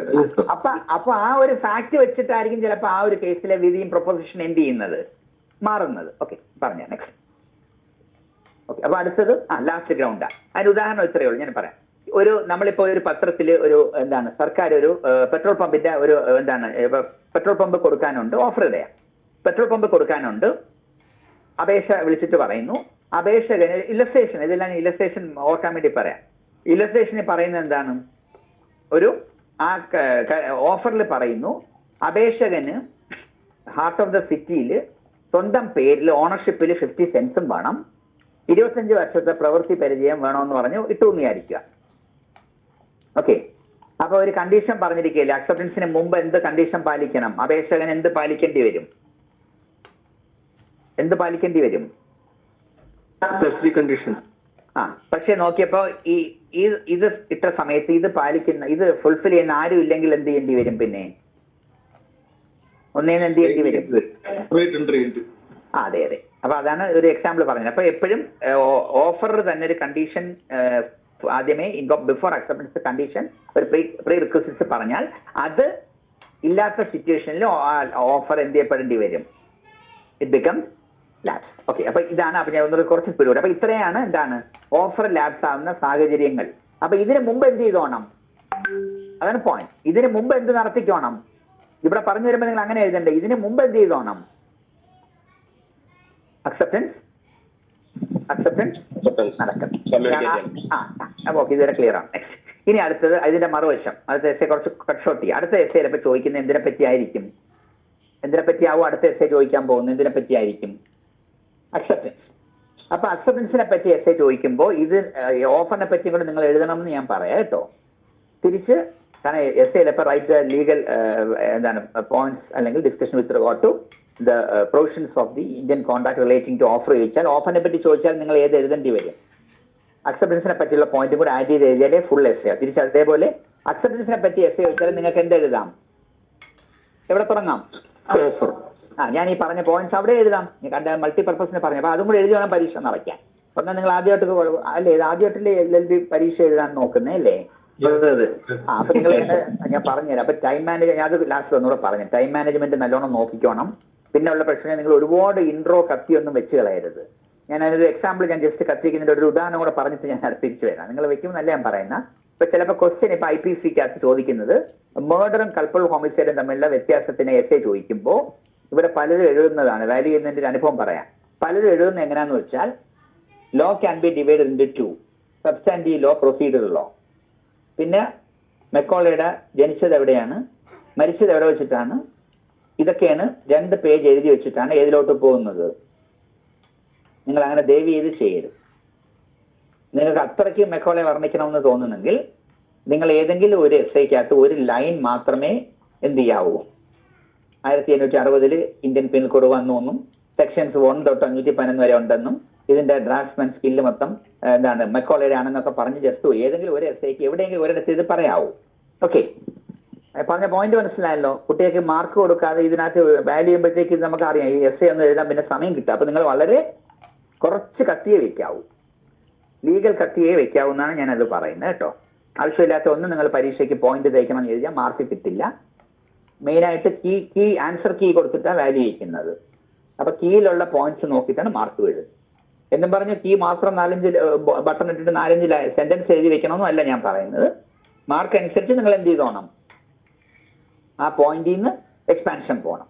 ഓക്കെ, അതുകൊണ്ട് ദയവ് ചെയ്ത് നിങ്ങൾ എല്ലാത്തിലും ഇൻട്രോ, അത് നിങ്ങൾ ധാരണയാണ്, ഒരുപാട് പേര് തെറ്റിദ്ധാരണയാണ്, ഒരുപാട് പേജ് എഴുതിയാലേ കിട്ടും എന്നൊക്കെ പറഞ്ഞ തെറ്റിദ്ധാരണ. അപ്പൊ നിങ്ങൾ പ്രത്യേകിച്ചും ഒരു ആവറേജ് അങ്ങനെ മെയിൻറ്റെയിൻ ചെയ്ത് ക്രക്സ് നിങ്ങൾക്ക് അറിയാവുന്ന ലീഗലി അവിടെ എന്ത് ചെയ്യണം, ലീഗൽ ഇൻട്രോ തന്നെ കൊടുക്കണം. Okay, next. ഇനി അടുത്തത് എന്താണ്? അക്സെപ്റ്റൻസ് മറുവശമല്ലേ. അപ്പൊ അക്സെപ്റ്റൻസിനെ പറ്റിയുള്ള ഫസ്റ്റ് പോയിന്റ് എന്താണ്? ആർക്കാണോ ഓഫർ കിട്ടിയത് അയാൾ അതിന്മേൽ അസെന്റ് പറയുമ്പോ എന്തായി? പുള്ളി ഞാൻ പറയുന്നില്ല, അതെന്തായി? അതെ, അക്സെപ്റ്റൻസ് ആയി. അല്ല, അക്സെപ്റ്റൻസ് ആയി. ആ അക്സെപ്റ്റൻസ് ഡെഫിനിഷൻ ആണ് പറയുന്നത്. കാരണം സമ്മതം കിട്ടാനുള്ള ഉദ്ദേശത്തോടു കൂടിയല്ലേ കൊടുത്തിരിക്കുന്നത്, അല്ലേ? സമ്മതം കിട്ടുന്ന ഉദ്ദേശത്തോടു കൂടിയാണല്ലോ ഓഫർ കൊടുത്തിരിക്കുന്നത്. അപ്പൊ അതിന്മേൽ യെസ് പറയുമ്പോൾ അക്സെപ്റ്റൻസ് ആയി, ഒരു പോയിന്റ്. പിന്നെ അടുത്തത് പറയേണ്ടത്, ഞാൻ നിങ്ങൾക്ക് 10 ലക്ഷം രൂപയ്ക്ക് വീട് തരാമെന്ന് പറയുമ്പോൾ നിങ്ങൾ പറയാണ് 9.5 ലക്ഷം രൂപയ്ക്ക് എടുത്തോളാം എന്ന് പറഞ്ഞാൽ നിങ്ങളൊരു കണ്ടീഷൻ വെക്കുകയല്ലേ, അല്ലേ? 50,000 രൂപ കുറച്ചാൽ എടുക്കാന്നല്ലേ നിങ്ങൾ പറഞ്ഞിരിക്കുന്നത്. അതൊരിക്കലും അക്സെപ്റ്റൻസ് ആവില്ല. അതിനെ വിളിക്കുന്ന വാക്കാണ് കൗണ്ടർ ഓഫർ. എന്താണ് കൗണ്ടർ ഓഫർ? കൗണ്ടർ ഓഫർ എന്താണെന്ന് മനസ്സിലാവും. അതിന്റെ ലോ പറയുന്നത് എന്താണ്? എപ്പോഴും അക്സെപ്റ്റൻസ് എന്തായിരിക്കണം? കണ്ടീഷണൽ ആയിരിക്കണോ, അൺകണ്ടീഷണൽ ആയിരിക്കണോ? അൺകണ്ടീഷണൽ ആണെങ്കിലേ ബിയുടെ ഭാഗത്തു നിന്ന് എന്ത് നടന്നു നമുക്ക് പറയാൻ പറ്റൂ. അത് ക്ലിയർ ആണല്ലോ. നെക്സ്റ്റ്, ഇനി അടുത്ത അക്സെപ്റ്റൻസിനെ പറ്റിയുള്ള കൂടുതൽ മെയിൻ ആയിട്ട് പറയുന്നില്ല. നെക്സ്റ്റ്, അടുത്ത ഒരു പോയിന്റ് നമ്മൾ പറയേണ്ടത് ഒരു തത്വമുണ്ട്. പഴയ ഇംഗ്ലീഷ് എന്താണ് ലോ ഓഫ് കോൺട്രാക്ട്സിനെ പറ്റി ഏറ്റവും ആധികാരിക ബുക്ക് എഴുതിയ ഒരാളുണ്ട്, ആൻസൺ, ANSON, ആൻസൺ. ഓക്കെ, ആൻസൺ എന്ന് പറഞ്ഞ വ്യക്തി അയാളുടെ ബുക്കിൽ എഴുതി ഒരു കണ്ടന്റ് എഴുതിയാണ്. അയാൾ ഒരു ഇംഗ്ലണ്ടിലെ അന്ന് കൂടുതലും പോസ്റ്റ് ബോക്സ് വെച്ചിട്ടല്ലേ പോട്ടെ ലെറ്റർ ഇട്ടാണല്ലോ ഓഫർ അക്സെപ്റ്റൻസ് ഒക്കെ അന്ന് നടക്കുന്നത്. അപ്പൊ അതിനെപ്പറ്റി ഒരു പരീക്ഷയ്ക്ക് ചോദിക്കുന്നതാണ്. അപ്പൊ പഴയ ഇംഗ്ലണ്ട് ആണെന്നായിരിക്കും. അപ്പൊ അയാൾ ആൻസൺ ബുക്ക് എഴുതിയതിന്റെ കഥ ഇത്രയേ ഉള്ളൂ. നമ്മളൊരു വെടിമരുന്നിനകത്ത് നമ്മൾ തീപ്പെട്ടി വരച്ച് വെച്ചാലുള്ള കുഴപ്പം എന്താണെന്ന് അറിയാമല്ലോ. തീപ്പെട്ടി കത്തിച്ച് വെച്ചവന് പോലും അത് അണയ്ക്കാൻ പറ്റില്ലല്ലോ, മൊത്തം കത്തിത്തീരില്ലേ? അല്ലെ അങ്ങനല്ലേ? ഓക്കെ, അപ്പൊ അതേ ഒരു ലോജിക്ക് വെച്ചിട്ട് ആൻസൺ നമ്മുടെ ഈ ഓഫറും അക്സെപ്റ്റൻസും പറ്റിയുള്ള പോസ്റ്റൽ വഴി നടത്തിയുള്ള കോൺസിക്വൻസിനെ പറ്റി ഒരു ബുക്കിൽ ഒരു ലൈൻ പറഞ്ഞുതരാം. എന്താണ് പുള്ളി പറഞ്ഞത്? Acceptance is to offer what a light match is to a train of gun powder.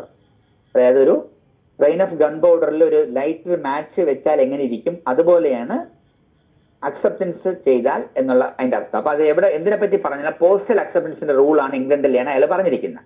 ആ റൂൾ ഇങ്ങനെയാണ്, കറക്റ്റ് ശ്രദ്ധിച്ചോ. ഇംഗ്ലണ്ടിലെ ഒരു വിഷ്വൽ പറഞ്ഞു. ഇപ്പൊ നമ്മൾ പഴയ ഇംഗ്ലണ്ടിലാണെന്ന് വിചാരിക്കുക നമ്മളെല്ലാവരും. അപ്പൊ ഇംഗ്ലണ്ടിൽ ഉള്ള ഒരു ലെറ്റർ ഓഫർ ബിക്ക് ഇട്ടു. അപ്പൊ ഇന്ന് ഇട്ടു എന്ന് വിചാരിക്കും. ഇത് നാളെ എവിടെ എന്ത് ചെയ്തു? ഈ ലെറ്റർ എവിടെ കിട്ടി? ബിക്ക് കിട്ടി. നാളെ കിട്ടി എന്ന് വിചാരിക്കും. നാളെ കിട്ടുമ്പോ അയാൾ പൊട്ടിച്ച് വായിക്കുമ്പോ എന്തായി? ഓഫറായി. അടുത്ത അവിടെ പൊട്ടിച്ച് വായിക്കുമ്പോഴുള്ള വാക്ക് എന്താണ്? എന്തായി? കമ്മ്യൂണിക്കേഷൻ ആയി. അവിടെ അയാൾ എന്ത് ചെയ്തു?